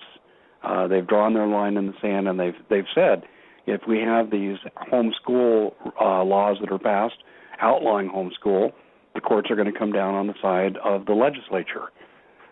So I do think this has a limited shelf life. But again, I say there comes a time when the government won't allow you to not participate, and they make non-participation a crime, then you got to be prepared to do what you got to do. The government does not own your children. You do. You have responsibility for your children and raising them the right way. And if that means you got to go to jail, then so be it. I mean, that's what a real parent would do, and not acquiesce to the authority of the government. And if you had enough people to do it, you know, they'd probably go Bill Ayers fashion and build a fence around the country and call it a prison. But I think we ought to make them do that. I totally agree with you. You know, but there is a catch-22 to what I'm saying. As Bill Ayers said, you know, in 1968, you know, incarcerate 50 million and kill 25 million. I think that's probably what they'll try to do to the non-participators. I don't think we're going to get out of this without a civil war, is what I'm saying. And this kind of leads into a broader topic. There is going to come a time in this country when the American people as a group are aroused sufficiently where they're going to go, I'm not doing that. And I do think, you know, the sheep will grow a backbone. And then they'll criminalize non-participation. And I think that's where the real fun will start. And the question is, will American soldiers fire on American citizens? Will American soldiers exterminate in death camps American citizens? And I think initially there's a good chance of that. I mean, Kent State, you know, case in point. But I do think there's a point when American soldiers are going to say, and their commanders are going to say, we're not going along with this now. We're absolutely not going to go along with this. Now, what is hanging over the head of the American military? Well, we are at a couple of disadvantages. One, most of our combat troops are in Afghanistan. Number two, the president has reduced our military force to pre-World War II levels, and he's in the process of doing that now, even though Russia and China have threatened to nuke us on multiple occasions. Right. And we have a large military presence in this country of foreign troops. And I think that's the breeding ground for civil war. And, of course, let's not forget that 2 years ago it became discovered that Homeland Security purchased 2,700 armored personnel carriers and over 2 billion rounds of hollow point ammunition. And clearly they're not going to be going to Afghanistan to fight. So who are they prepared to fight against? The American people. And if you were to ask me to make a prognostication, and I don't give dates, but I think the events are lining up to where this scenario is going to play out. And I think the American military could resist. Now, here's your trump card. If World War III starts and the military is in a war for its own survival, that might circumvent the Civil War. Civil War could be replaced by World War III. And I'm real worried about that. As you know, I wrote about that over the weekend. Yes. And I talked about a three-pronged Russian attack. And all I did was take news releases, Sputnik News, Russian news sources, American news sources. They collaborated a lot of what my military sources tell me. And what I came up with is something to me that is just so clear that I had to write about it.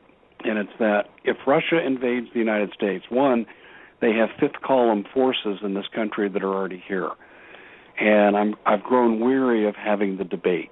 I've documented the FEMA Russian ministry bilateral agreement from 2011 that permitted the first 15,000 Russian soldiers to come to America. I published Sherry Wilcox's video of Russian soldiers in uniform in DHS vehicles in Tennessee and in Kentucky. I have published all these eyewitness accounts, some with pictures of Russian soldiers that are here from Alaska to Florida. I'm tired of having the debate. They are here. There are Chinese that are here. And these people are here as part of an international force. They'll fly under the UN flag. This is why we're seeing all the UN vehicles being moved around the country, and I've published those photos as well, too. And we're going to see if the American military won't go along with the subjugation coming out of Jade Helm, we're going to see foreigners come in and jump into the act. And that's where we could see a civil war. I think it's possible. But back to the Russian invasion, you've got a fifth-column force that's been permitted by Obama who's a traitor. And people say, well, can you prove that? Well, let me give you another way we can prove Obama's a traitor. We have a well-documented source and documents from Judicial Watch that show ISIS base camps, particularly the one near El Paso, and Obama does nothing about it. They're right on our doorstep. They do nothing about it. But yet he's willing to chase ISIS into Syria and risk Russian intervention and the Third World War. He lets Russian soldiers come in after Putin has threatened to nuke us no less than 5 times since the advent of Syrian conflict and the conflict over the petrodollar and Iran selling, oil for gold. This man's a traitor. He's let the Alaskan defenses down. There's your first prong of the attack. It'll come through the Bering Strait, across the ice bridge. Also, he gave away 7 oil-rich islands to the Russians back in 2010, 2 of which can be used to launch an invasion of Alaska. So I think we'd see a multi-pronged invasion of Alaska. He suspended the F-22 flights over the coastal lines of Alaska, and they cited oxygen uptake problems for the pilots. I agree with that. That did occur, but he should have replaced them. The president should have replaced these with F-16s or F-35s, and he didn't. They've cut back dramatically, according to my military sources, on submarine patrols in Alaska. In other words, Alaska has been left defenseless. So we have that to be worried about. The second prong will come out of the North Pole, and if you ever played a game as a kid on the playground, King of the Hill, Captain Flag, all that stuff, you learn the importance of occupying the high ground. And if you look at a map of the North Pole, they can strike into Scandinavia and come down into Europe, and I'm talking about the Russian forces that are there. They can also come down through Canada, meet very little resistance until they get down near the American border, and you encounter major Canadian cities, and there's your second prong attack, and the Russians are militarizing the North Pole like there's no tomorrow. Part of the motivation is the North Pole, because the pole has gone through a slight shift, it's exposed these vast natural resources from oil to gold, silver, diamonds, and so forth. So the Russians have jumped into this in a big way, and Scandinavia is scared to death about being invaded. And the United States should be. That's your second prong.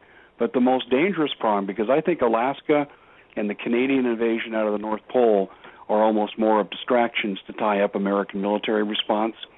The major thrust is going to occur with the Latin American nations in a Red Dawn scenario. And I'm not just saying this because, 2 versions of Red Dawn came out and they said that's what was going to happen. Obama has allowed the Latin American states to turn against the United States. He's actually engaged in economic policies to make them our enemies. And who is waiting to pick up the pieces? Putin. And Putin has formed, and I wrote an article about this over the weekend, he's formed alliances with Brazil, obviously the BRIC nations, but militarily. The Russians and the Brazilians are involved in space war technology now. You've got the Nicaraguans. They're accepting Russian airplanes, and their backfire bombers are 800 miles from Houston. You get the idea. And then you've got Panama and Ecuador and Peru. And I could go down the list. There's no less than Cuba. If JFK was alive today, we would have another Cuban Missile Crisis because the Russians have spy ships there, and they've been moving crates in undercover, and I believe they're nuclear missiles, and so do a lot of other people. So you've got all these Latin American states, and this is how bad it got. They had a meeting last year with 33 nations in Latin American states, the American states, and they did not invite Canada or the United States. And so Putin has managed to militarize and align all these Latin American nations against the United States. Now, this is where it gets really kind of spooky. So they move up through Central America, and they come out of Cuba, I believe, in a flotilla formation and invade the southeast. But the main thrust is going to be through the American Southwest. Now, the one saving grace the United States military has, it has superior military power than what could be amassed with Russian aid in Latin America, or so I thought. There was an event on the Mexican border in Arizona that changed my thinking, only because I've got good insider sources, and I ran this by Steve Quayle, what I'm about to reveal here on this show. And Steve said he was aware of the technology. And let me explain to you, aware of the technology. I have referenced no less than 3 times tonight the ISIS base camp near El Paso. There are also 3 other ones that I have been told about by reliable sources. And I'm going to really mince my words here because if I mention agencies or so forth, their identities could be discovered. But their reports are very similar to Judicial Watch. There's nothing extraordinary about the report except there's more than one. And one of them borders Douglas, Arizona. Douglas, Arizona is a border town with Mexico. A week ago tomorrow I believe it was, an F-16 was shot. Was not shot down. It crashed near the Mexican border. And I'm thinking, well, that's interesting. And then they announced it was a brigadier general from Iraq. And I thought, oh, isn't that interesting? Because, Iraq and ISIS are having this big conflict over in Iraq. So I thought, well, that's an interesting coincidence. And then I saw the news accounts here, local CBS affiliate, that occasionally I'll catch the news, again, just to see what the enemy's up to. And they said that they couldn't find the body of the pilot. And then the next day, on Thursday, they announced that, yeah, we found the pilot, and he was still in his seat attached to the airplane, and his body was charred and died on impact. And I'm thinking, isn't that interesting? Now, I learned from someone on the inside, and then my best military source knew other people on the inside, and that told him the same thing that I got a tip from someone operating out of Davis-Monthan Air Force Base, where that F-16 originated from, and they contacted me and used, they said, a first-time email from a different server, all the precautions, and says, you need to know this is what's going on, that pilot didn't have a chance to eject.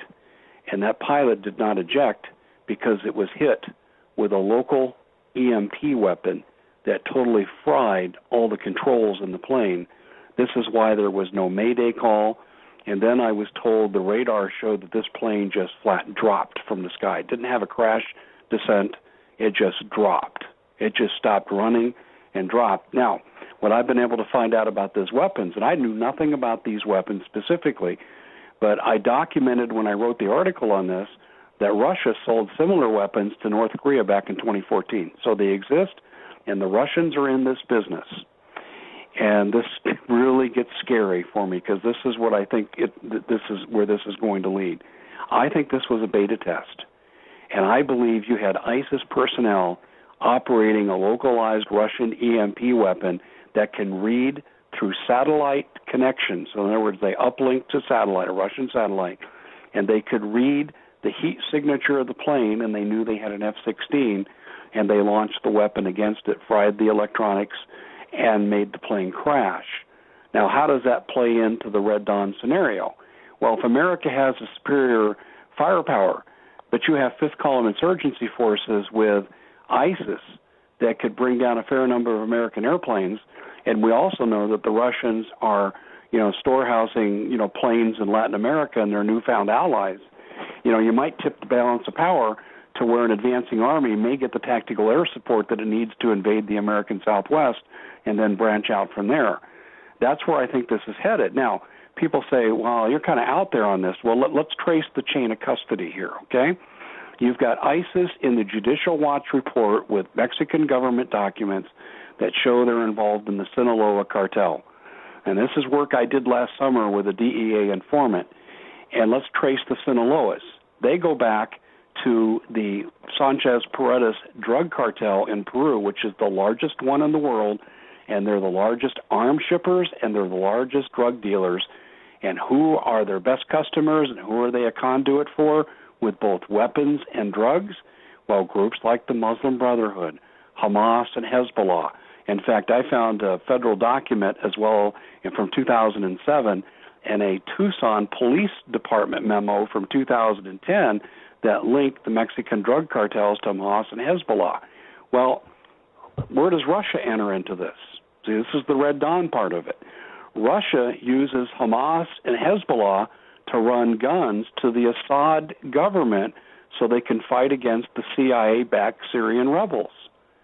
So when you follow this chain of custody, and oh, by the way, just as an aside, who runs finance and arms shipments for the Muslim Brotherhood? Malik Obama, the president's half-brother, and he has never disavowed his half-brother's actions. In fact, I've got pictures of them together. There's never been a disavowing of his half-brother's actions. And this is why I believe that ISIS will soon be in possession, if they're not already, of these localized EMP weapons. And when I was talking to Steve Quayle about this yesterday morning, I said, were you aware of this? And he goes, oh, yeah.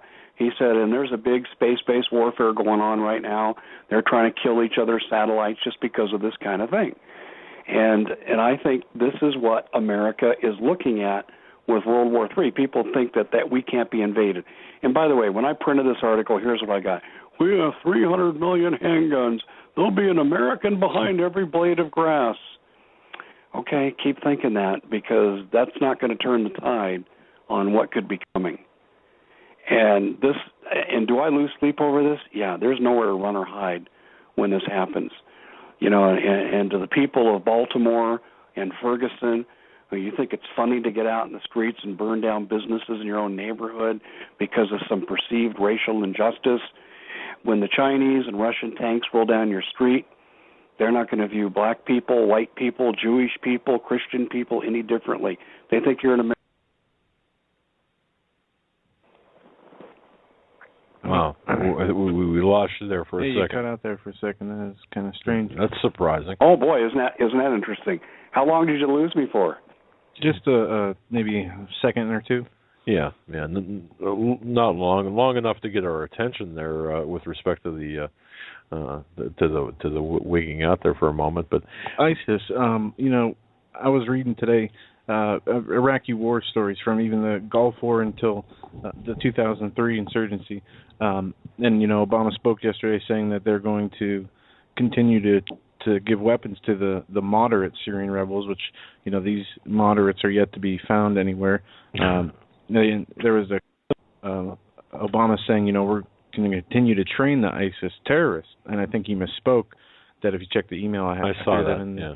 But if there really was a U.S. effort against these ISIS troops, wherever they were in Iraq or in Syria, I mean, we would be seeing this on TV. We would be seeing these airstrikes that they talk about.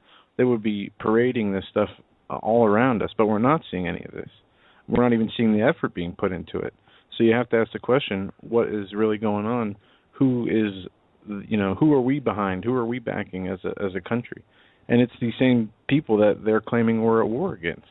We created Obama said yesterday, you're not going to beat ISIS with guns. It's going to be ideas. I mean, kind of insanity is my that? mind. It's crazy. What are you going to do? Say I have this idea that you're not going to behead me?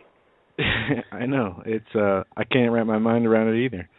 I read a comment. Somebody said, "Well, put all your notebooks with ideas on it and take them in your backpacks and go head overseas, and that'll scare them."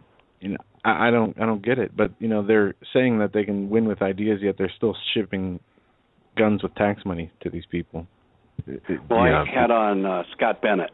I don't know if you guys have got the pleasure and privilege of interviewing that American hero, but Scott Bennett's was an Army Special Operations officer, and he discovered that the CIA was funding ISIS through Swiss bank accounts. He came on my show. He named names of people who were directly involved with these bank accounts. Yes, and and it was easy for me to believe. Yeah, but you know how ISIS got started. It's when we abandoned Iraq, we also abandoned military equipment. By the way, if you're a military commander and you leave equipment behind and you had a choice and the enemy is able to use it, you're court-martialed. You could even go to prison for this. And yet we left this equipment behind by ISIS, and no one in the media even bats an eye like, oh, gee, that's just what happens, when this type of stuff is dealt with. No, it's not what happens. It was a total violation of every military regulation and procedure that we have. And then we find out the CIA is promoting this. You look at, the CIA doesn't work for America. They work for the New World Order. Right. Obama and Putin both work for the New World Order, and they're pushing us towards the inevitable. And the only path I see out of this, short of divine intervention, and I had this conversation with many people, where many people think it's too late and we're going to go through our problems and all you can hope to get is divine intervention from the Lord. But short of divine intervention to save our country, and I don't think God would be of the mind to do that. After all, we've killed 60 million babies since the 70s, and gay marriage is legal. I mean, I could go on and on and on. We're clearly a nation under judgment.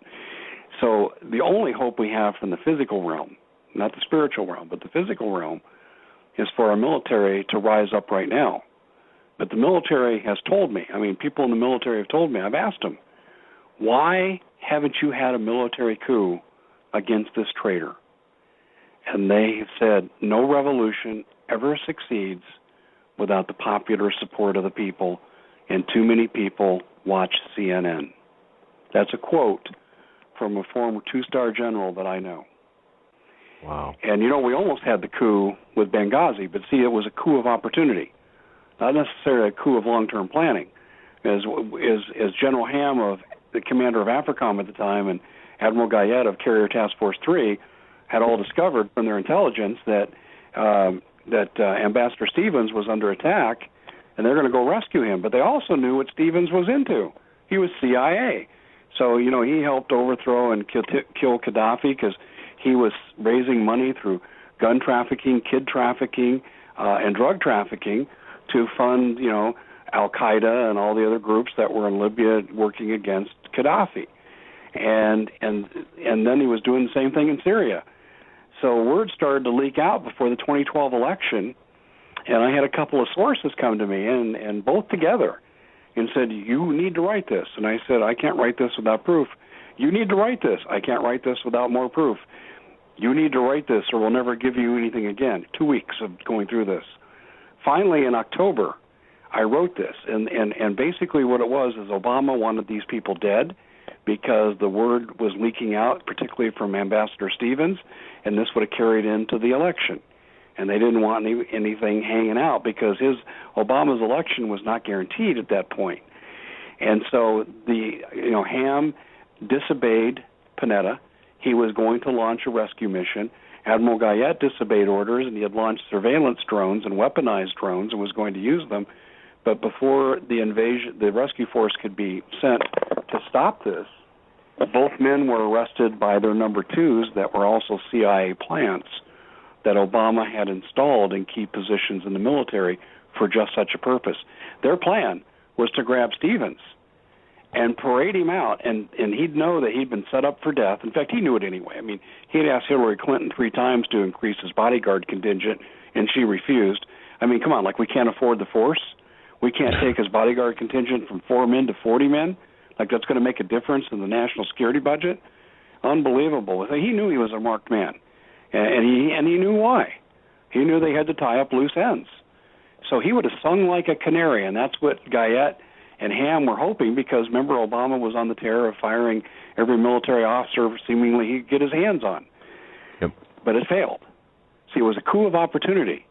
And so I was really hopeful after I learned about this. Oh, my gosh, the military is going to rise up against this despot, and they're going to take him out of office. And then it didn't happen, and more time happened, and it didn't happen. And you have more generals and admirals fired, and it still didn't happen. So I'm going to my sources. What's wrong with you guys? You came really close with Benghazi.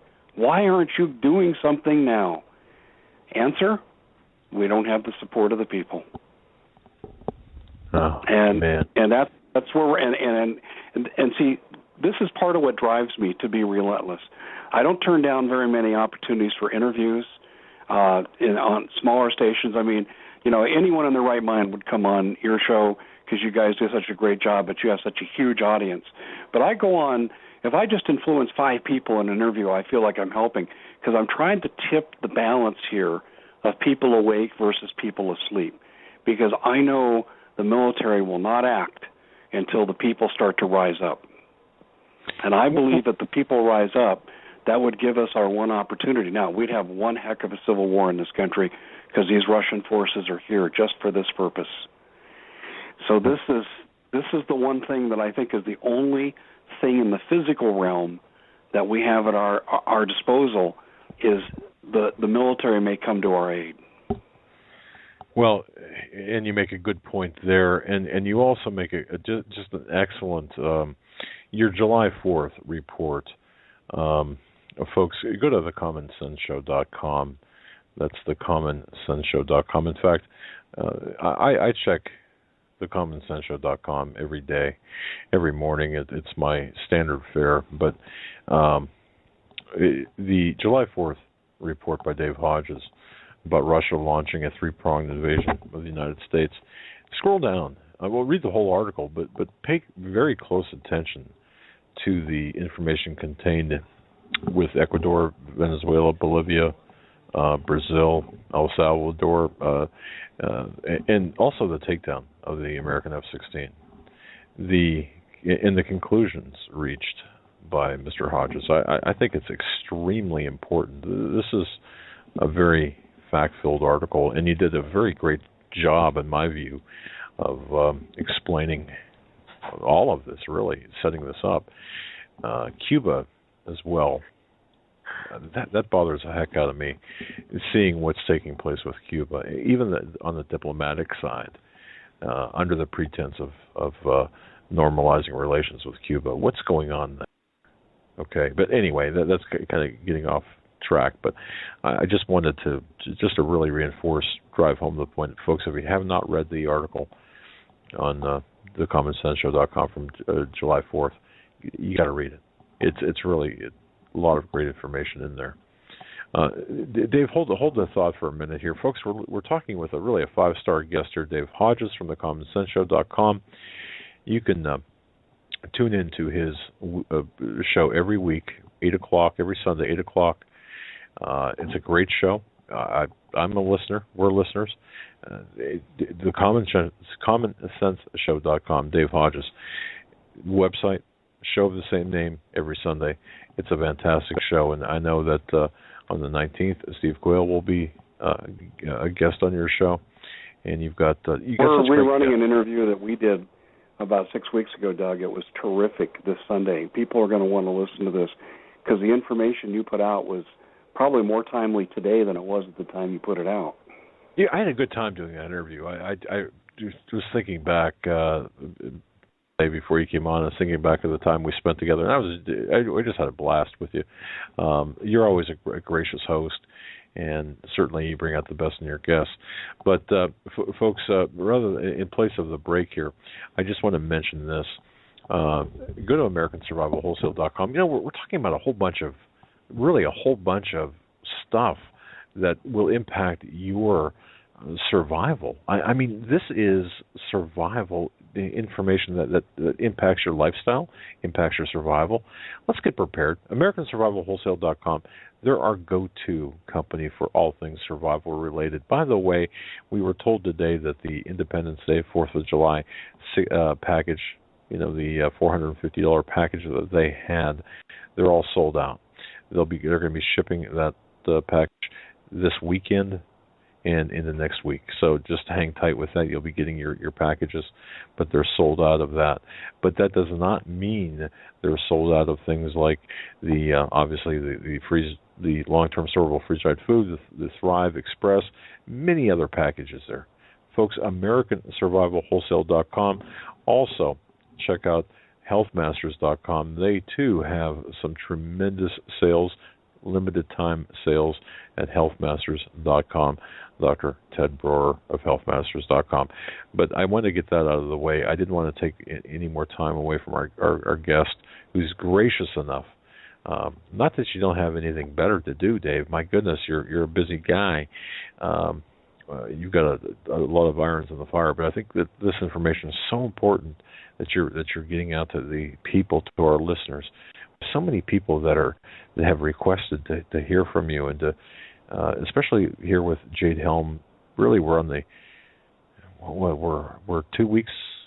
Well, no, less than that. We're 8 days away from the start of Jade Helm, the official start of Jade Helm. Yeah, July 15th. I'm glad you said official, Doug, because I ran a video, March 27th, and it was in Fort Lauderdale. That's it. Sorry, it's been a while, and I'm trying to pull this up from the memory, but March 27th of this year, Fort Lauderdale, we see a dissident extraction drill, complete with helicopters, white vans, people parading across a crosswalk under armed guard with their hands up.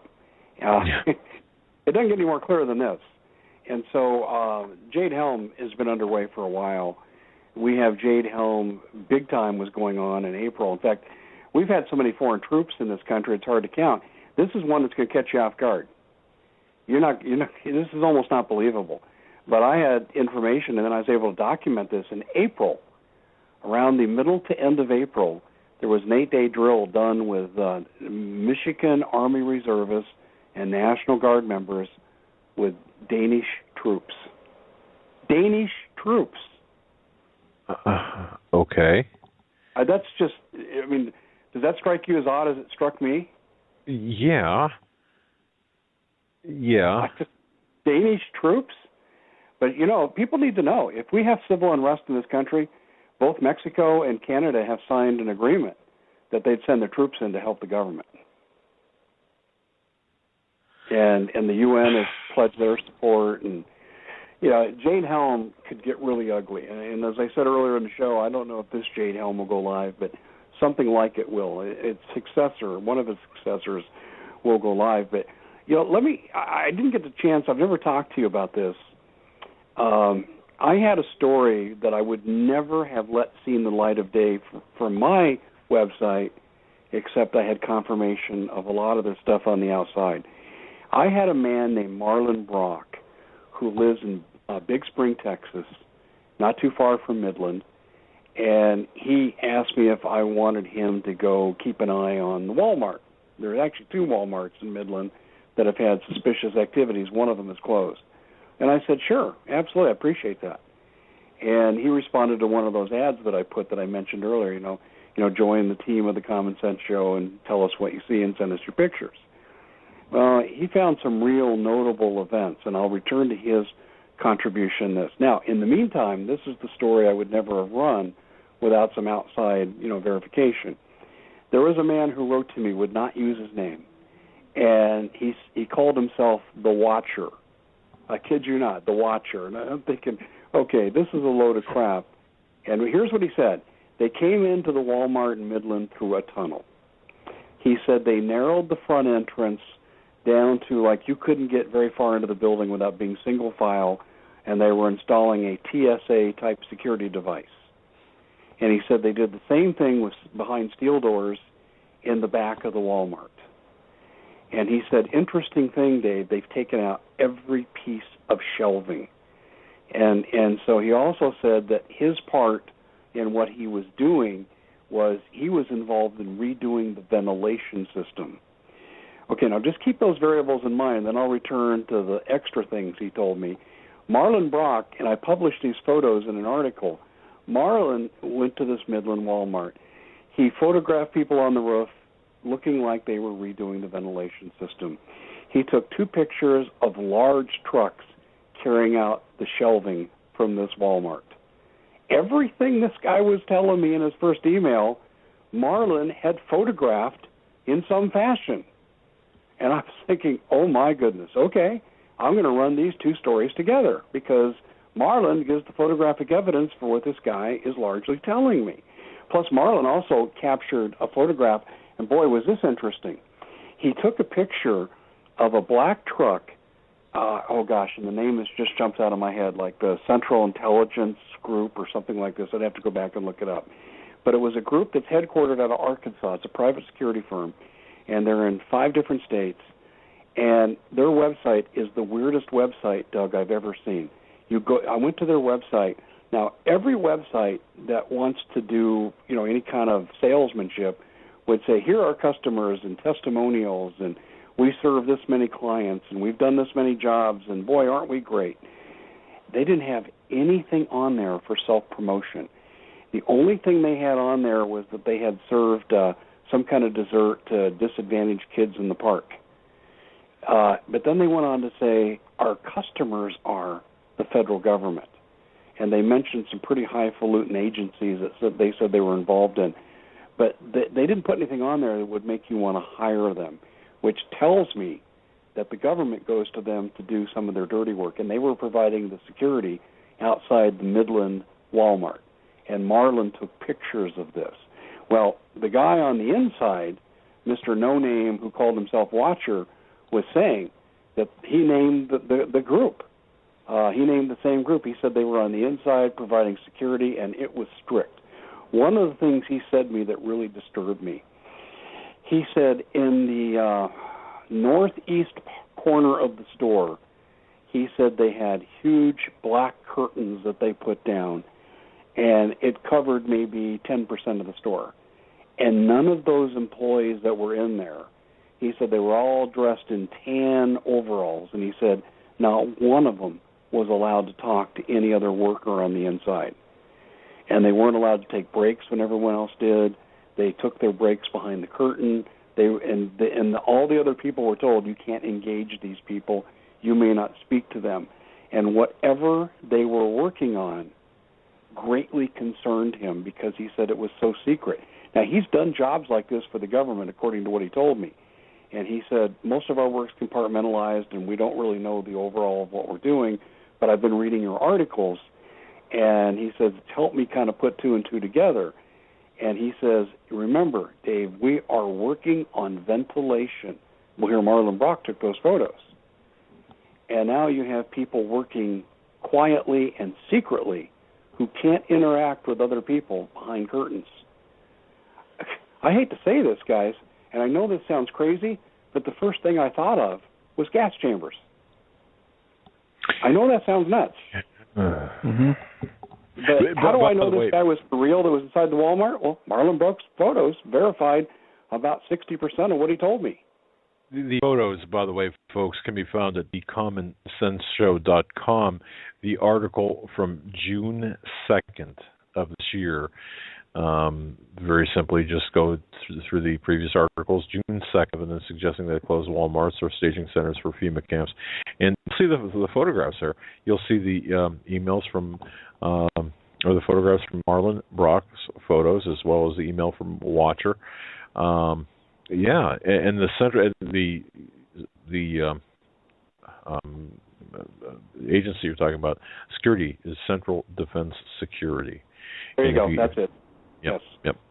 Yep. Very interesting. But yeah, these guys were on the inside, and they were the ones enforcing the no fraternization rule with these strange employees operating in secret. But he also said that they had replaced. The Watcher said this now. Now, Marlon would have no way of knowing this because he wasn't on the inside, but he said that they replaced the shelving with other kinds of shelving. And he said he wasn't sure what it could be used for. He said it could be used to handle heavy military equipment. That thought occurred to him. But he also said you put a mattress on it, it could have been bunk beds, rows and rows and rows of bunk beds. Wow. And he said he wasn't sure which one it was, but he said he thought it was one of the two. And this is what freaked him out. The fact that these guys, see, he said, one of the first things he said to me, I would never have written to you except for the fact that I know you'll understand what I'm telling you. And these guys are working in secret here, and it's very bizarre. I've never seen anything like it on any of the government jobs that we've been contracted for. He mentioned to me once he was involved about 5 years ago of sealing up caves on federal forest land. And he said, we thought the government had something in there they wanted to hide, but we didn't know. It was all compartmentalized. He said he'd never seen anything like this before.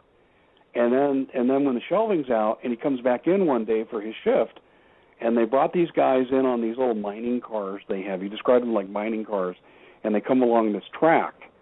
And he said that they're forced to change clothes. They can have no electronics on them whatsoever, no iPods, no nothing, no cell phones, obviously.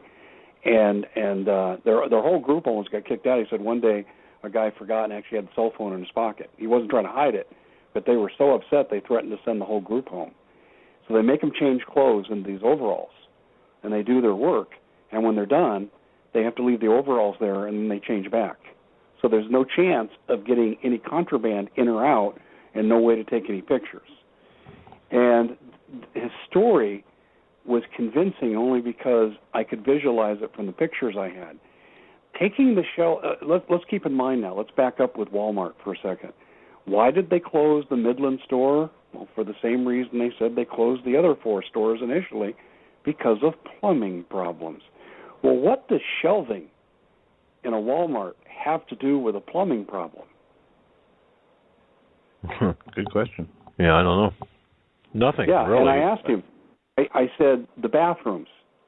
I said, how was that? He goes, we used them. There was nothing wrong with them. I'm not joking. I wrote that back to him. And he said, they used the bathrooms inside the Walmart. So that's not why they closed the Walmart. And they've completely retrofitted this Walmart for something. Now, I had a Texas Ranger write to me anonymously, and I believe him, because not only did he tell me stuff that made sense and fit in, he told me something word for word what a high-ranking officer in the Dallas Police Department told me. He said, we're worried about an ISIS incursion, and we're trying to harden militarily Texas. He said, we believe we're going to be invaded, and how big it's going to be and what the scope is, we're not sure. And I published that email he sent to me anonymously, although I know his rank. I left his rank out because I was afraid it would give him away. But let's put it this way. He wasn't a first-year Army Ranger. And he said a lot of the stuff that made sense with regard to Walmart. It could be a military supply depot, because we know that Walmart changed their logistics for supply and delivery to military specs several years ago so they could be converted in times of war. And so what the Army Ranger said, he says, don't look at the Walmart as FEMA detention centers, look at them as military supply depots against an invasion into Texas. And I thought, okay, that makes sense, but I'm not sure. I really don't know. Either way, I don't know. It ain't pretty either way. No, I would rather it be a military operation because at least it's something wholesome designed to defend America. True. I'd prefer that over this is where we're going to process people. And so many of these places are along railroad track lines, and the images of World War II and Nazi Germany come up with the death camps. And this Walmart's no different. And there's just some bizarre stuff. And but see, Dave, let me ask you a question though. Okay, when you bring that up about hardening, interior areas using Walmart. So let's say that Texas Ranger is 100% accurate. That this is absolutely what's going on here. Why are we even allowed? See, what I don't get, and help me understand this. Why are we allowing the ISIS encampments? I don't care if they're over into Mexico. I mean, look, we've got no problem bombing foreign countries. I mean, we don't have any problem with that at all. Surgical strikes. Yeah. So if let's assume for a moment, let's go with that narrative. Then why aren't we being more proactive with the ISIS, encampments and the potential for invasion right now? I mean, yeah. Well, what I've said earlier in the show and what I've said in writing is that Obama will risk war with Russia by chasing ISIS into Syria, and Russia said they'll defend Syria at all costs, but he won't cross 3 miles over the border and take care of a definitive threat. Okay. So, and of course we know the CIA supports ISIS, and we have a traitor at 1600 Pennsylvania Avenue, and I'm not using that term lightly. This man has done nothing to help the middle class. He's done everything to weaken the military at a time when we should be extremely worried. I mean, China's on the verge of passing up our naval prowess. Their submarine fleet is approaching our level. And what is he doing? Reducing our military to pre-World War II levels. And as I mentioned earlier, he's left Alaska defenseless. He's let the Latin American states align against the United States, so much so where they exclude us from their economic meetings. I could go on and on here. This man is an absolute and abject traitor. We have Russian ships and spy ships in Cuba, and what did Obama do? Normalize relations with them. Yeah. It doesn't end. This man's a traitor. So help you understand the way you understand why Obama's not going after ISIS across the Mexican border. He's a traitor. They're going to serve a purpose. Yeah. I have no problem understanding that. And of course, you know what gets me, and I say this so often, and I'm sure the regular listeners are going to start throwing stuff at their computers and stuff for me saying this again. But all of this could have been stopped with Obama's bona fides being verified and his constitutional lack of eligibility. We could have stopped this way back when, but we had media complicity. You had collusion with Boehner, and not Boehner, but collusion with the highest levels of government. You had good old John Brennan out there acting as a national security advisor for his campaign and being elevated to the CIA, and of course all kinds of stuff happening with his passport.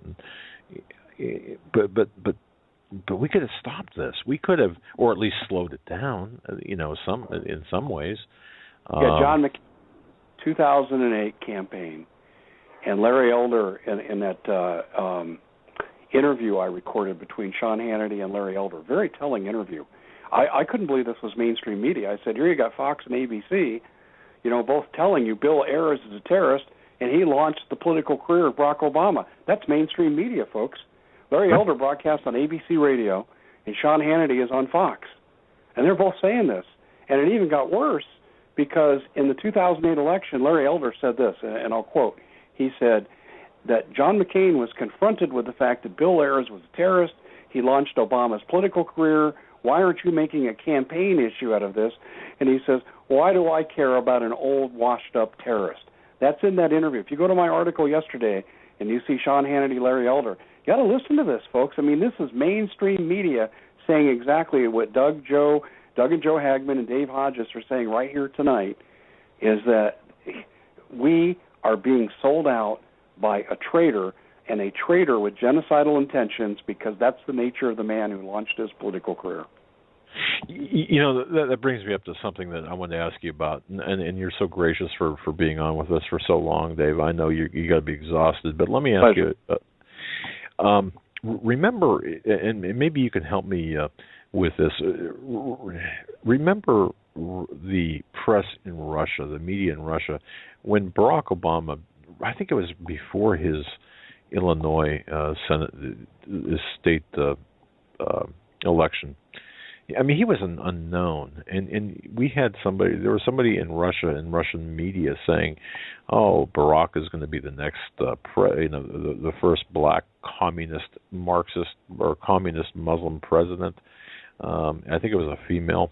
There was an account in the media. Didn't you and I speak about this, either on or off air at some point? Yeah, we did, and there was a whole lot of complicity in this. It wasn't just the Russians. I mean, the Communist Party of the United States endorsed Barack Obama. Right. It's I was talking about Bill Ayers before Obama was elected, and no one wanted to deal with it. Oh, man. I'll tell you who's lucky to be alive. Sarah Palin. Sarah Palin, she didn't get the memo. When she ran as the figurehead for women on McCain's ticket, Sarah Palin, you know what she called out? She said, there's going to be a revolution in Ukraine if Obama's elected. She predicted that, and she was right. And she said, my state's under threat of being invaded by Russia. And the media just vilified her. And now we know today that Alaska is basically defenseless from a military standpoint. Sarah Palin was right on so many issues. As time has gone on, I've really developed a respect for her. She's not some bubble-headed bimbo. I mean, this woman has a brain, and she was professional and she was good.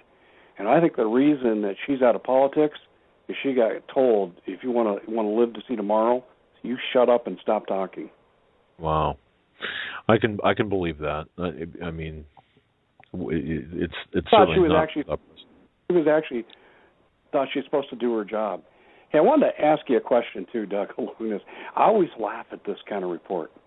Here it's July 4th, okay? So, Obama gets on the airways, says, Americans, go to your events, have your fun, but just be watchful, okay?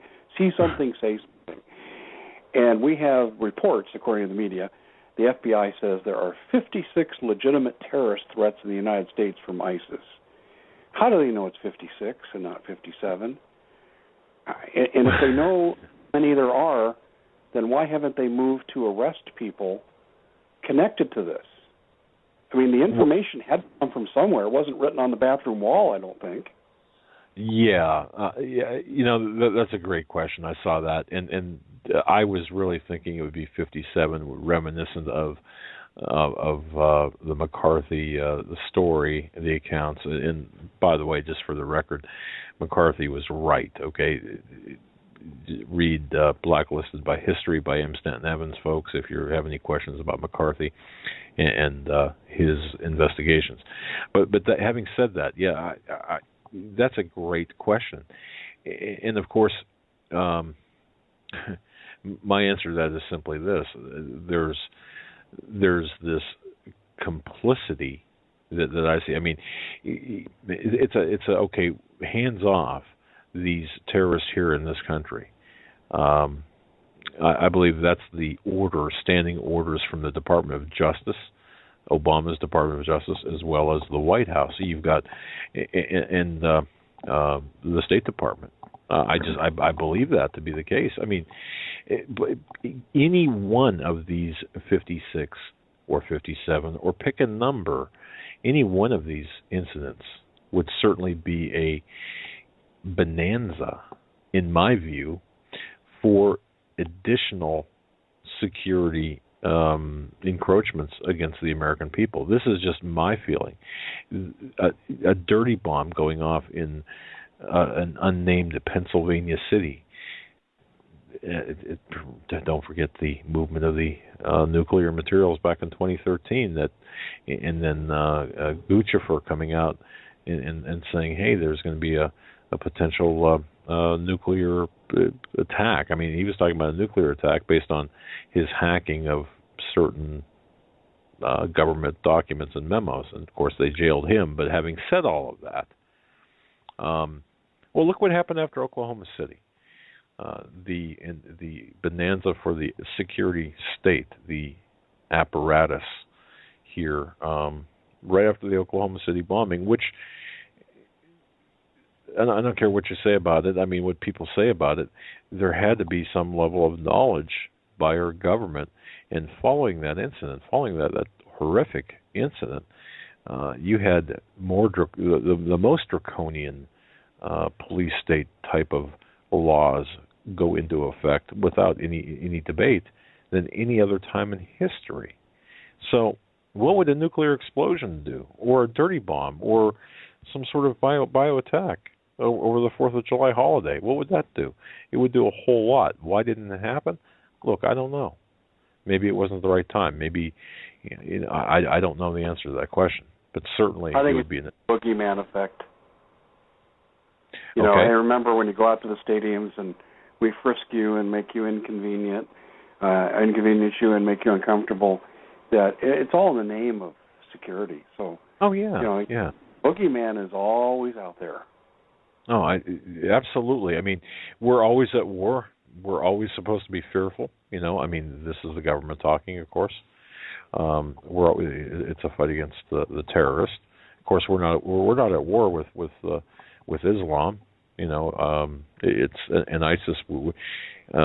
Obama's statement about ISIS reminds me of an old Andy Griffith show.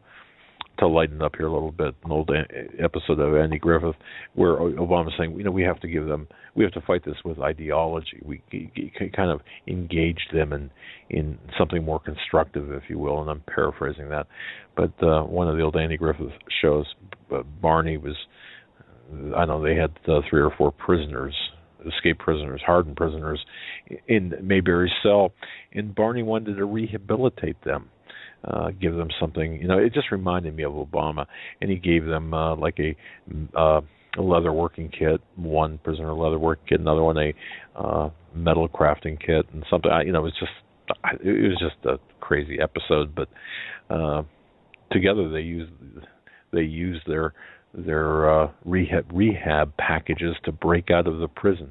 Break out of the jail cell. It was just kind of a funny thing, but it reminded me of that same mindset. It's ridiculous in its face with what we're rehab them with blade sharpening.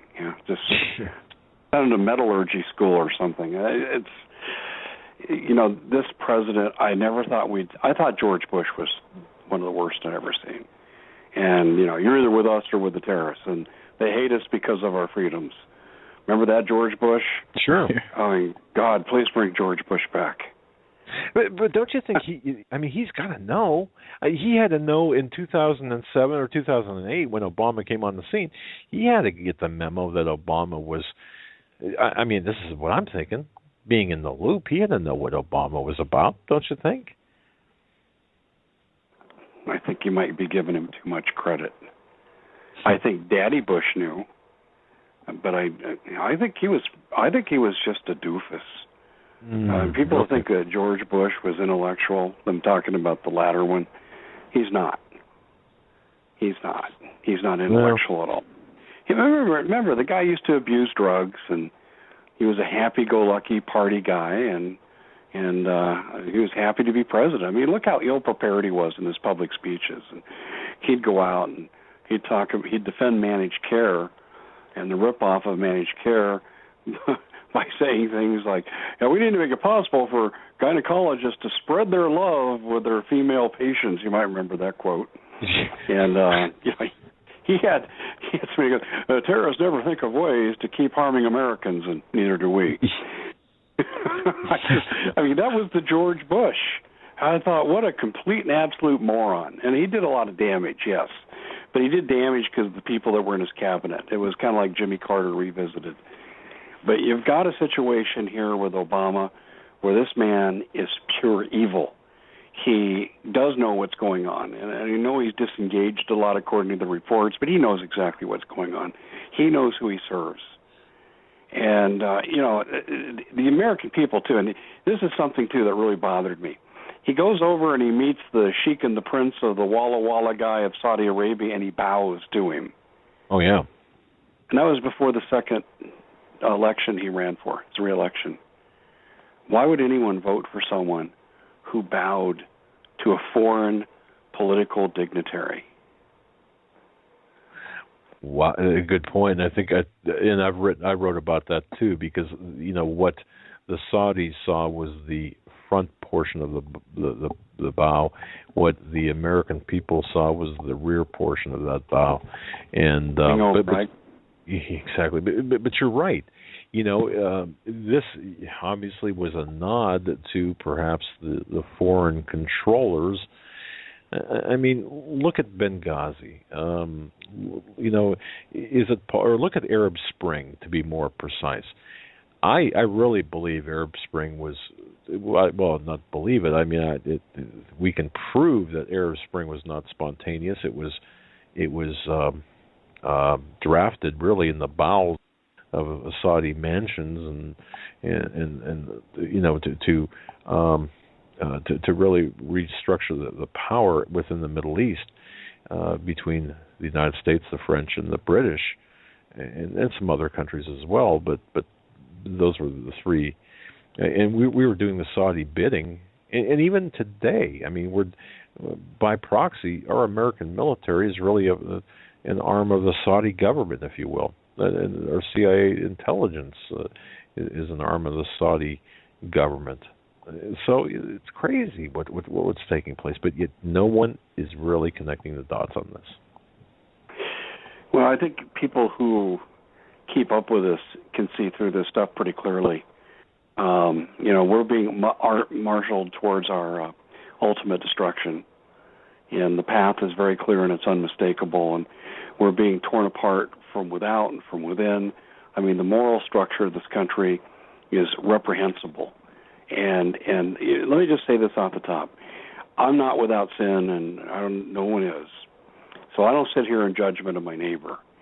But if people expect me to legitimize and say, oh, yeah, God thinks that's okay, gay marriage, no, he doesn't. He calls it an abomination. The Bible speaks very clearly on the topic. Do I think we should deny jobs, incarcerate, bully? No, I don't. These people are going to be held accountable for their actions, as I will when we stand before our Maker. But to legitimize this process by gay marriage is one thing. But where the gay marriage thing is going is not the big threat.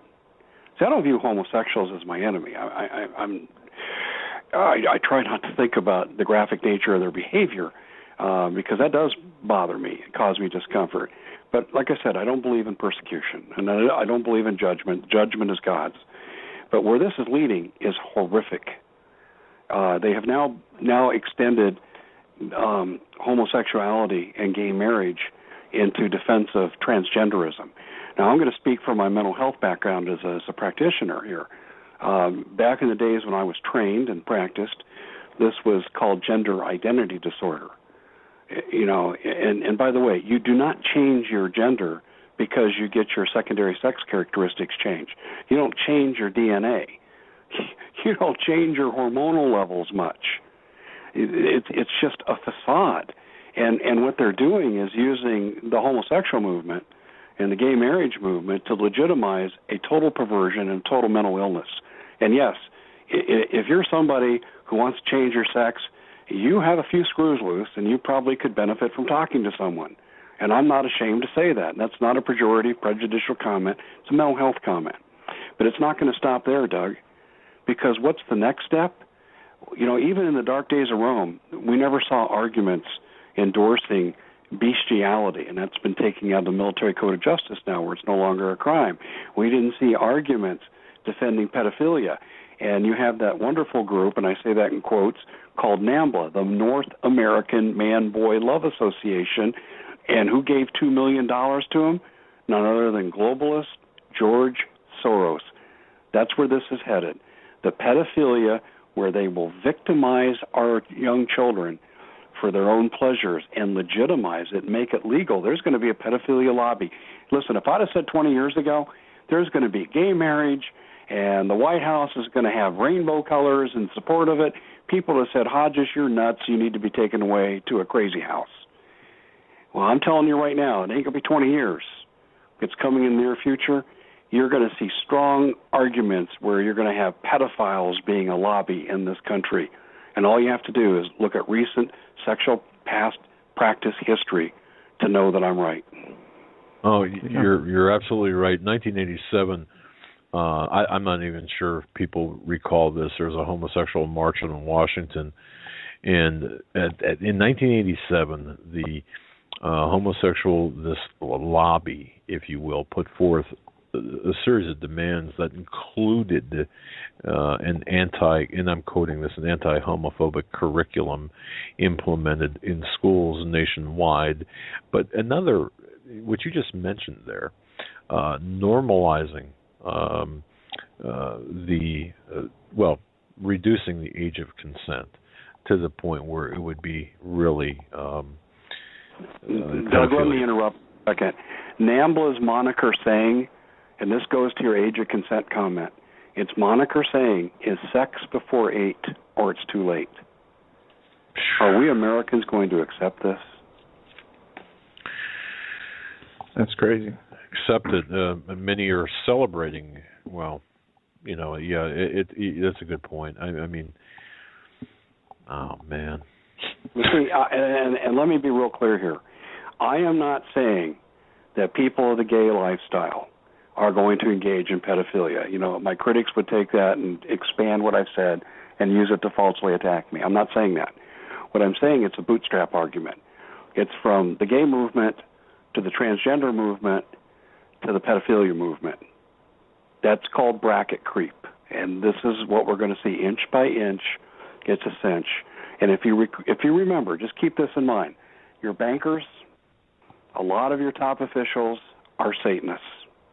They don't worship God and Jesus. They worship Satan. And so should this surprise anybody? That's a great point. And it's a great place to conclude, I think. It's unfortunately it's a good stopping point at this point. Dave, you've just been a tremendous guest. What a wealth of knowledge and what a huge amount of information, folks. I just hope that, I know that the listeners gleaned a lot of information from tonight's interview. Dave's website, Dave Hodges is our guest, certainly a 5-star guest. His website is thecommonsenseshow.com. His show heard every Sunday night from from beginning at 8 o'clock, 8 to 11. Fantastic show, Eastern Time, that is. thecommonsenseshow.com. Prolific writer. I go to his website every day to check on new articles, and I suggest you do as well. Bookmark his website. Dave, any last words, comment, or that's a poor choice of words. Any closing comments? Knowledge is useless without action behind it. And if the audience has heard anything that Doug or Joe or I have said, that you said, yeah, that makes some sense, take action. Do something. Write a letter. Tell a neighbor. Do a sit-down protest. Do something, because we're running out of time. And if we get beyond this fall and into the Christmas season, I'm going to be surprised. I'm not making a prediction, but that's how short I think the time could be. When I wrote the article, I said the Russian invasion could come any time with Red Dawn. I mean that. It could come tomorrow, or it could come in 5 years. We're living on borrowed time with the economy. I think we're living on borrowed time with our military security. And I think that, people right now, you care about your families, and I know you do, and you care about the future of this country, and there are a lot of great things about America and Americans. Then we need to start acting, not just knowing, but take this knowledge and put it into action.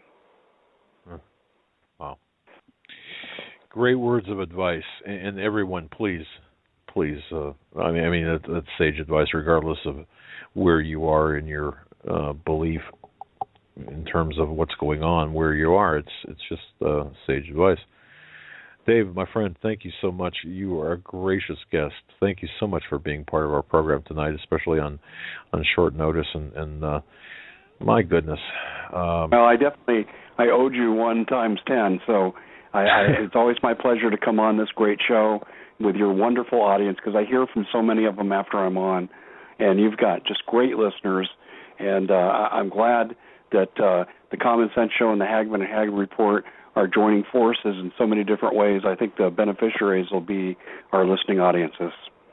Amen, brother. And it's only we are going to come out fighting a lot stronger, a lot more efficiently, and really giving the globalist Satanist scumbags out there a run for their money. And I know that we're together on this. And thank you for tonight. Thank you, as always, for your kindness, for your generosity, and certainly for your extensive research. We really appreciate it. Dave, thank you so very much. God bless you. Okay, thank you, guys. Take care. Thanks, Dave. Wow, what a great, so much information in this show. Yeah. I urge everybody who joined us later, go back and listen from the beginning. There was a lot said in this interview. And again, Dave's website, thecommonsenseshow.com. He will be out this week. They're going to replay an episode you were interviewed on a few weeks back, 4 or 5 weeks back. So that'll be good. And that was a fun interview that we did.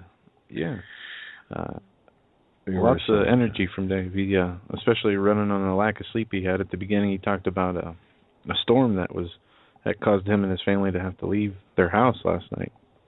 And we'll keep him in our prayers, and we'll talk to him again soon. And you'll be hearing a lot of them here on Sunday nights when we start simulcasting his show. Not sure if we're going to start doing that this week or next week. This week, I believe. This week? Yeah, okay. This week.